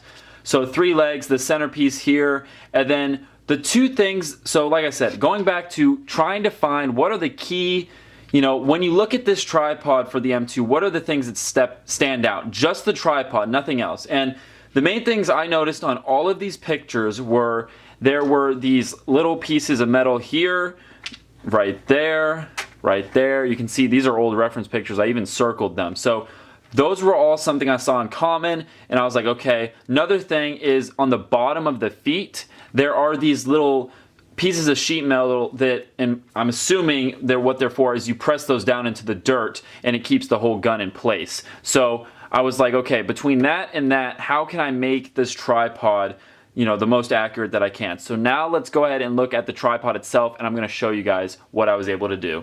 Alright, so looking at the tripod here, how could I make those 2 details stand out? So first things first, on the actual legs here, you can see I added these, I don't know what you call them, basically just details on all the legs. So all the legs are the same on this tripod. So I added those just to kind of break up the tripod leg, because without those, it's just one long cylinder and it looks kind of weird. So I added those, and I think that broke it up and it just looks a lot better. So I think that was a good call. And then on the bottom of these feet, I added these little details there. I don't know what to call them, but basically that's to symbolize those things that you would push into the dirt. Now, I know they are a lot taller on the real thing, and they're actually towards the front of the legs, but I didn't want this to sit up any higher because it would look weird. But I just wanted to add something on the bottom of these to kind of emphasize that there is a detail, and that would be pushed into the dirt. So I really wanted those 2 features to definitely be on the tripod to stand out. And then obviously we have the main pivot here.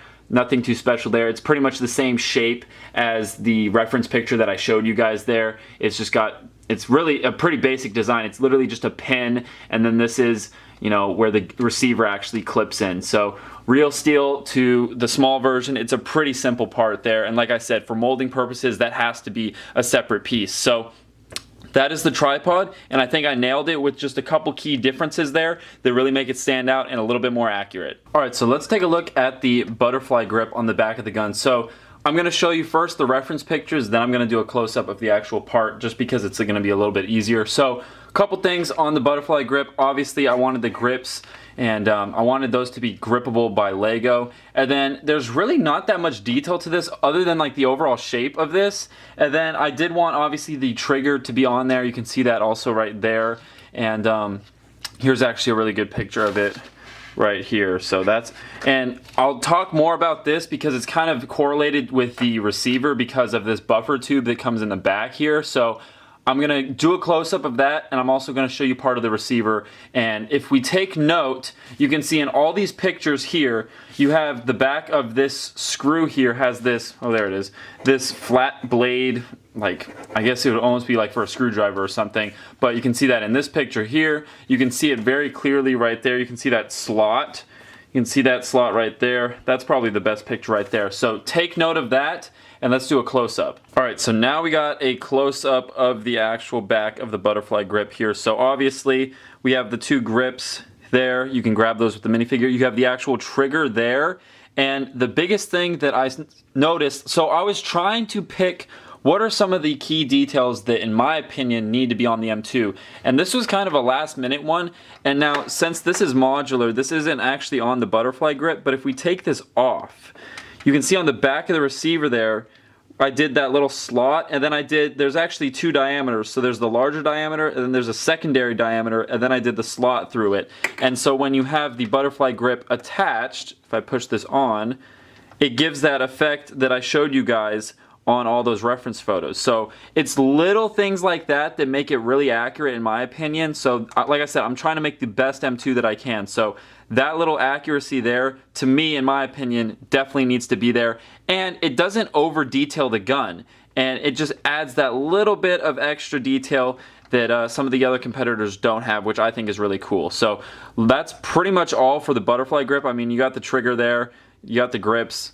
That's about it. It's really a combination of this and then the actual receiver there. So between those two, you get a very accurate back end of the gun here, just like I showed in those reference pictures. Let's go ahead and show the M2 shield real quick. So this is actually a product that I've been selling for years. This was one of my first injection molded parts. I'll put a picture on screen of when I was prototyping this back on Flickr. I think it was, don't quote me, it says it on the screen, I think it was 2013 or so. So I've been making this for a while and I've had this idea, and that just proves to you guys that I've been wanting to make this M2 forever, because I've always thought all the M2s on the market at that time, they didn't have this shield, and I always saw it in different pictures of the M2, and I'll put some on the screen here. So I've always saw this and I wondered why no one made it, because it's a simple part, but it makes the M2 look really cool. So in this case, all you do is you just simply, you can slide it over the barrel like so, and it's a nice slit fit there, and now you got some cover for your gunner. And the sights, if you look down the receiver here, the sights are still above the M2 shield. That was one thing that I really wanted to make sure of, just for accuracy's sake. And then what's cool is you can slide it off, and let's say you have this is the helicopter barrel, you can still put it on this, and the sight, in this case we have the AA sight, it still looks over the M2 shield.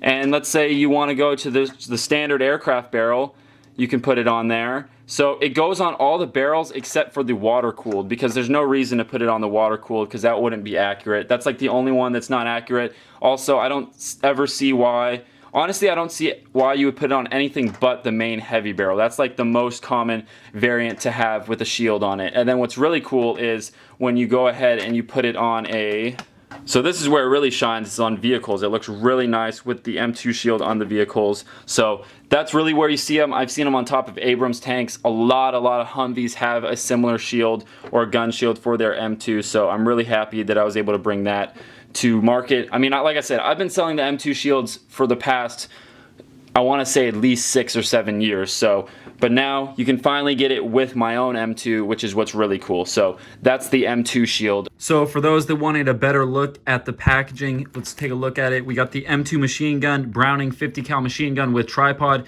15 modular parts, proudly made in the USA. Had to put that on there. These are made right here in Washington State. BrickTactical.com. Flip over to the back. We got some cool historical facts and statistics here. I thought this would be kind of cool to do on the back. So in service, 1933 to present, designed by John Browning. We have 3 million were built. The weight, the length, the cartridge, rate of fire, effective range, designed by Payton Dean, myself in memory of Larry Hansen. That was my grandfather that really helped me get started, and that me and him sat down and did those drawings of this before anyone made this. And then we got a cool exploded view kind of in the background. And then of course the BrickTactical logo. And it comes right here in a nice poly bag. That's what you get. And for every M2 you get or that you purchase, you also get this cool sticker. It's kind of a cool 3D psychedelic effect. BrickTactical.com. So that's a sticker there. And so yeah, you get that. And then of course you get the M2. So what's so cool about the M2 is you can throw it on any vehicle. For example, this I got a Humvee, and it'll look super cool on it. You can throw it on anything modern military. You got a World War II Hellcat here, so you can have the gunners up there to have their M2 on the back. You could put this on an Abrams tank. You could put this on a lot of different vehicles. So that's what's really cool about the M2. All right, guys, if you want something a little bit more with your M2, I'll also be selling this. Links are in the description. So you get the M2 with all the other attachments. You get this cool custom printed figure. This is kind of an exclusive figure. You get my own M1 pod helmet. You get a custom printed face. You got the bandoliers on front and back, larger than normal to symbolize the 50 cal cartridge. And then you also get 12 of these sandbags. So you can have this little scene here with the M2 behind it and the Americans shooting it. So that's another little thing that I will be offering for sale. All right, one thing that I really wanted to focus on with this M2 is not only that I designed it myself, but the gate locations and the ejector pin locations is a very big deal to me, and I wanted to make sure I got it as best as I could, and I'm gonna go over that and explain to you guys what that means. I did a separate video, I'll link in the description, as far as some other videos I've done explaining some injection molding terms, especially when it comes to Lego parts, but I'm gonna try to educate as many of you guys as I can on some of these terms in this video as well. So with all these parts, you saw, well, depending on the video where this clip is, you will see the ejector pins pushing the parts out of the mold. They're simply steel pins that push the parts out of the mold, and depending on the part, you can kind of decide where those pin locations are. And so I wanted to make sure they were hidden as best they could, and same with the gate locations. So I guess a better example, let's use something that isn't the M2 to show you guys kind of an example of what gates are and what ejector pins are. So for example, I've got my Mark V Halo armor here. And so the ejector pins, you can see there's 2 circles on each shoulder pad. So that's where the pins push this part out of the mold. And so they leave a little bit of a witness mark. And so, like I said, you're able to somewhat control where those pins are placed, the size of the pins, and in this case, it works out very well because once you put this piece of armor on, you don't see those pins. So that's a good spot to put them. And now the gate is where the plastic is injected into the cavity of the mold. And in this case, it's right here on the shoulder pad there. Now, if hindsight is 2020, and I would have put that gate maybe on the back so the helmet would have covered it up a little bit. So it is somewhat visible, obviously, but it's pretty much, you know, it's clean. It's not, it could be worse. And so another example, just to show you guys, is on the helmet. That little witness mark there, that's where the gate is right there. And then the actual injector pin is actually in the center of that stud. So you don't even see that because it goes on the head of a minifigure. So basically, how can we take that knowledge that I've learned over the past couple years and apply it to these parts here? And there's a lot of them. So let's just start with some of these barrel attachments. So basically, this is the water-cooled barrel attachment. You can see the gate is right there, that little nipple piece right there. Not this piece, that's actually a feature of the part, but right there, you can see that right there. So that's actually on the bottom. This is the top. So that's actually a good location because when it's actually on the M2 itself, like so, let me focus that in. You can't see it because it's on the bottom. So that actually works out good. Then the ejector pins on this part, you can see, are on the top. Now, if I could have done this again, I would have caught that this was indeed on the top. I don't know why I didn't notice that. And I would have put those ejector pins on the bottom here. So it wouldn't have been as visible. But luckily, I had them polish the ends of the ejector pins. So if we get really close, you can see it is pretty shiny. There's not much, you can't feel it, but you can see it. So that is one thing I wish I would have caught. But like I said, you can't get everything. So that's that piece. Let's move on to, let's do the aircraft barrel. So with these barrels, they're all pretty similar. So if we look closely, depending on how you rotate this, that is where the gate is right there. You can see that there. And then the ejector pins are actually on the opposite side. If you can see them right, let's see how close I can get. Right there, you can see one there and right there. If you're looking at my thumb fingernail there, get that to focus one more time for you guys. So right there and right there. So not too bad of a positioning on those. It's the same on all these other barrels, so I'm not going to get into that because they're the same thing. Let's go on to this sight real quick here. So this is one of the smallest pieces, and you can see the gate is right there. You can see the little circle right there. So it's pretty not noticeable. And then actually, if we flip it over, you can see there is, if I can hold this thing properly, there is a ejector pin on the center and then a couple other ones there. So they're very tiny. This part is really not noticeable, so I'm pretty happy about that. So we've covered those. Let's go ahead, let's take this off the tripod and I can start showing you guys the other pieces. Let's go ahead and show the ammo box real quick. So ammo can is pretty straightforward here. If we look on the bottom face, actually, you can kind of see it's a much larger circle, not the hole, but you can see there's kind of a faint circle. That's actually the ejector pin there. And probably my favorite on all of these is the gate on this. Now, it's really hard to find, but if I get really close, you can see it. It's on the second bullet from my fingernail over here. You can see it's just right there. Now, the reason I put it right there is, once again, how can we hide those little witness marks? And so when you have this inserted, you don't even see it. So that's like the best spot possible to put that ejector pin. So we have that. So that's the ammo can. Once again, I'm really happy with how that turned out. You just can't see it once it's inserted there. And then let's go ahead and move on to these parts while we're talking about the receiver. So let's go ahead and do the butterfly grip real quick. So you can see the butterfly grip on the back here. The gate is on the bottom. You can see that little mark right there. So once again, it could have been on the top, but I wanted it to be on the bottom. So when it's fully assembled, you're not going to see that. So that's the main reason I put it on the bottom there. That one's pretty straightforward. And if we take this off, the ejector pin mark is on the inside, actually. You can see that circle in there. So once again, since you have the trigger kind of covering that and shadowing it, and then especially when it's assembled together, it's pretty hard to tell. I mean, it's there, but it looks great in my opinion. It's a good spot to put that. Moving on to the actual receiver itself. So the ejector pins on this one was interesting. Let me actually take out the charging handle real quick. So a couple things with this part. It's a big piece. This is the largest piece out of all the cavities. And so I was hoping we could get away with just 2 ejector pins, and we needed a third. And so I wanted to try to figure out, okay, where can I put these? Originally, let me use this as a pointer. Originally, I was going to put them on the ends of these pieces here, because once you start attaching things, they'd be covered up. But long story short, it didn't work out, and so we ended up with them right here, here, and here. This one's a different size. That's a little bit bigger, and these two are the same size. Now, it actually works out pretty good, because when we attach the tripod to the M2 itself, okay, it doesn't completely cover this front corner one, but it starts to kind of like trick your eye, and it just like somewhat covers it in this position at least, but it just works out, and it looks like a rivet. Honestly, there's no other better place to put these. The bottom one doesn't really get covered, but once again, I had them do their best job to polish it flat. If I actually wipe this off, it might be a little bit better looking. There we go.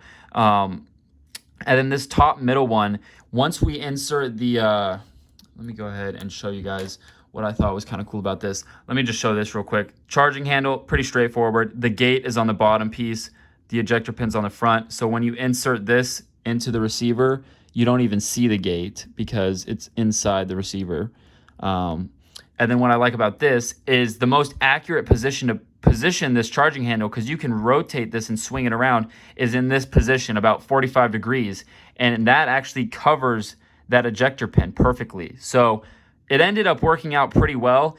And like I said, it worked out. So let me focus that up. And then the gate on this one, oh yeah, so the gate on the receiver is in the bottom, right below the little dimple for the mount for the tripod. So once again, when you're on a tripod, you can't even see that gate because it's underneath the tripod. And so that actually works out perfectly. So that's those parts. Moving on to these parts. These parts are pretty straightforward too. So let me just take these apart real quick. And let me pull this apart real quick. So I guess we'll start with this piece here. So ejector pin, once again, you can kind of see it there. It's a larger circle there. And then on the bottom here, you can see right there, the gate there, the little dimple right there. So that one's pretty straightforward. Once again, it's face down, so you're not gonna see it. And then you're not gonna see the ejector pin mark because this sits on top of that. And then moving on to the pivot piece here, once again, gate's on the bottom, so you're not gonna see it. It's gonna be face down. And then the ejector pin is actually right there. Oh geez, this is the thing, is these tiny parts. So they're really tiny ejector pins, but you can see that little circle there on the side. So once again, that's pretty hidden. And then all the tripod legs are the same, and they've got the ejector pin, where is it? I'm looking through the camera here, right there. So there's the ejector pin right there, and then the gate is right there. So once again, they're facing inwards. So if I wasn't paying attention, because this is how the tripod's built, right? So it's, the legs are like this. And the way I have it is the gate's facing inwards on this side. If it was on this outside, it would be visible, but it's facing the inside, so it's not as visible. So it's like really little things like that, for me at least, make a difference. So I just hope you guys realize the attention to detail I had with this, the back and forth that I had when I was designing it, but then also with the mold makers and the mold design. So a lot goes into this stuff, and I just want you guys to know that I do really care about this type of stuff. It's very important to me, especially when I'm trying to make the best, high quality accessories that we can. And once again, I try my best. So I wanted to talk about the gates and the ejector pin locations. I know a lot of people probably don't care about this, but it is a necessary topic, and I hope the few people that are watching this segment right now appreciate the time it took and the back and forth to make the nicest looking M2 that I possibly could. So That's the reason for the gates and ejector pin locations. All right, that is the M2. That is the full design process. All the years of me sketching things out, playing around in my software, trying to learn everything, and I designed the M2 finally. You saw that. I hope you guys enjoyed that. Then you saw the production, you saw the post-production, and now we've got the M2s here ready to go. They're ready to ship. So that was one thing that I don't think I mentioned at all throughout the video, but there's 15 unique pieces and I'm selling it for $10. I think that's a very fair price. That's less than $1 a piece per part. And you know, you get 4 barrels, you get, let's see, 2 different accessories because you get the anti-aircraft sight, the M2 shield, and it's all made in the USA. You saw the design process. Basically, what I'm trying to say is you're not only getting an M2, but you're supporting the whole process and the story behind this project. Like I said, this is a big deal to me to finally take those hand-drawn sketches and take them into a finished product like this. So I'm really excited about that. So for those that are wondering where can you buy this, BrickTactical.com. Links are in the description. $10.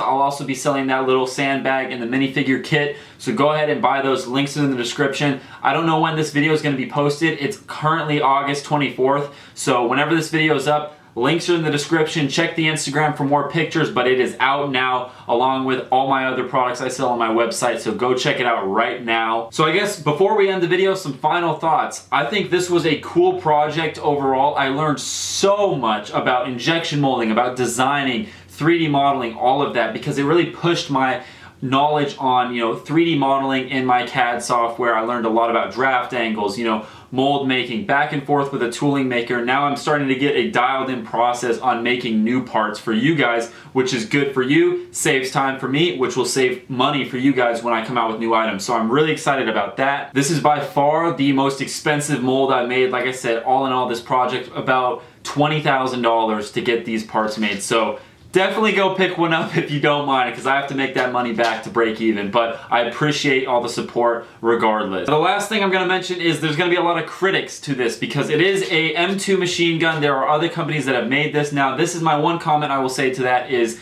an M2 machine gun is an M2 machine gun. You cannot really change too much about the overall aesthetic of the gun. If you're trying to base something off a real world object, it could be a car, it could be a firearm, it could be anything, it could be a helmet, it could be an accessory.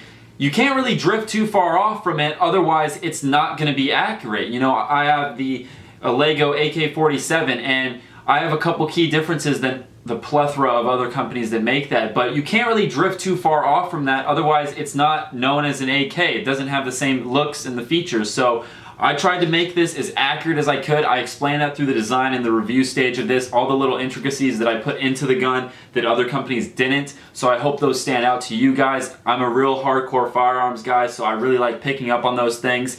And I hope it stands out to you guys. I hope you appreciate the detail that I put into it. And then also, like I said, I've been wanting to do this gun for almost 10 years now. You saw the proof. There's no reason I would make this story up. So I finally got this off my plate and I'm so glad I did because it turned out awesome and I'm so excited to be able to present this to you guys. So if you guys buy these, do a YouTube video, tag me in it, email me the link. If you guys do an Instagram post, tag me, I'll repost it. I can't wait for someone to do a stop motion animation with this or paint one. So if you guys do that, send it to me, email it to me, tag me, whatever you have to do, get it in front of me because I'll definitely repost it and I would love to see it. So other than that, thank you so much for watching. Like I said, it is August 24th when I'm recording this. Finally, this video is done. It's a long video, but it was awesome. And let me know in the comments, do you guys want me to do more of these videos, start to finish, of a process like this? And also, comment down below, did you learn something in this video? Did you learn something about injection molding? Did you learn something about maybe just the M2 in general? Or did you learn something that maybe I didn't even mention? And just let me know in the comments down below. I'm hoping that I can rub off some of the knowledge that I've learned throughout these years onto you guys, so you guys can look at parts like this and really appreciate them on a different level. All the little details, why people did the things that they did, all that good stuff. So let me know in the comments down below. Leave a like on the video, subscribe to the YouTube channel, and go buy yourself a BrickTactical M2 machine gun.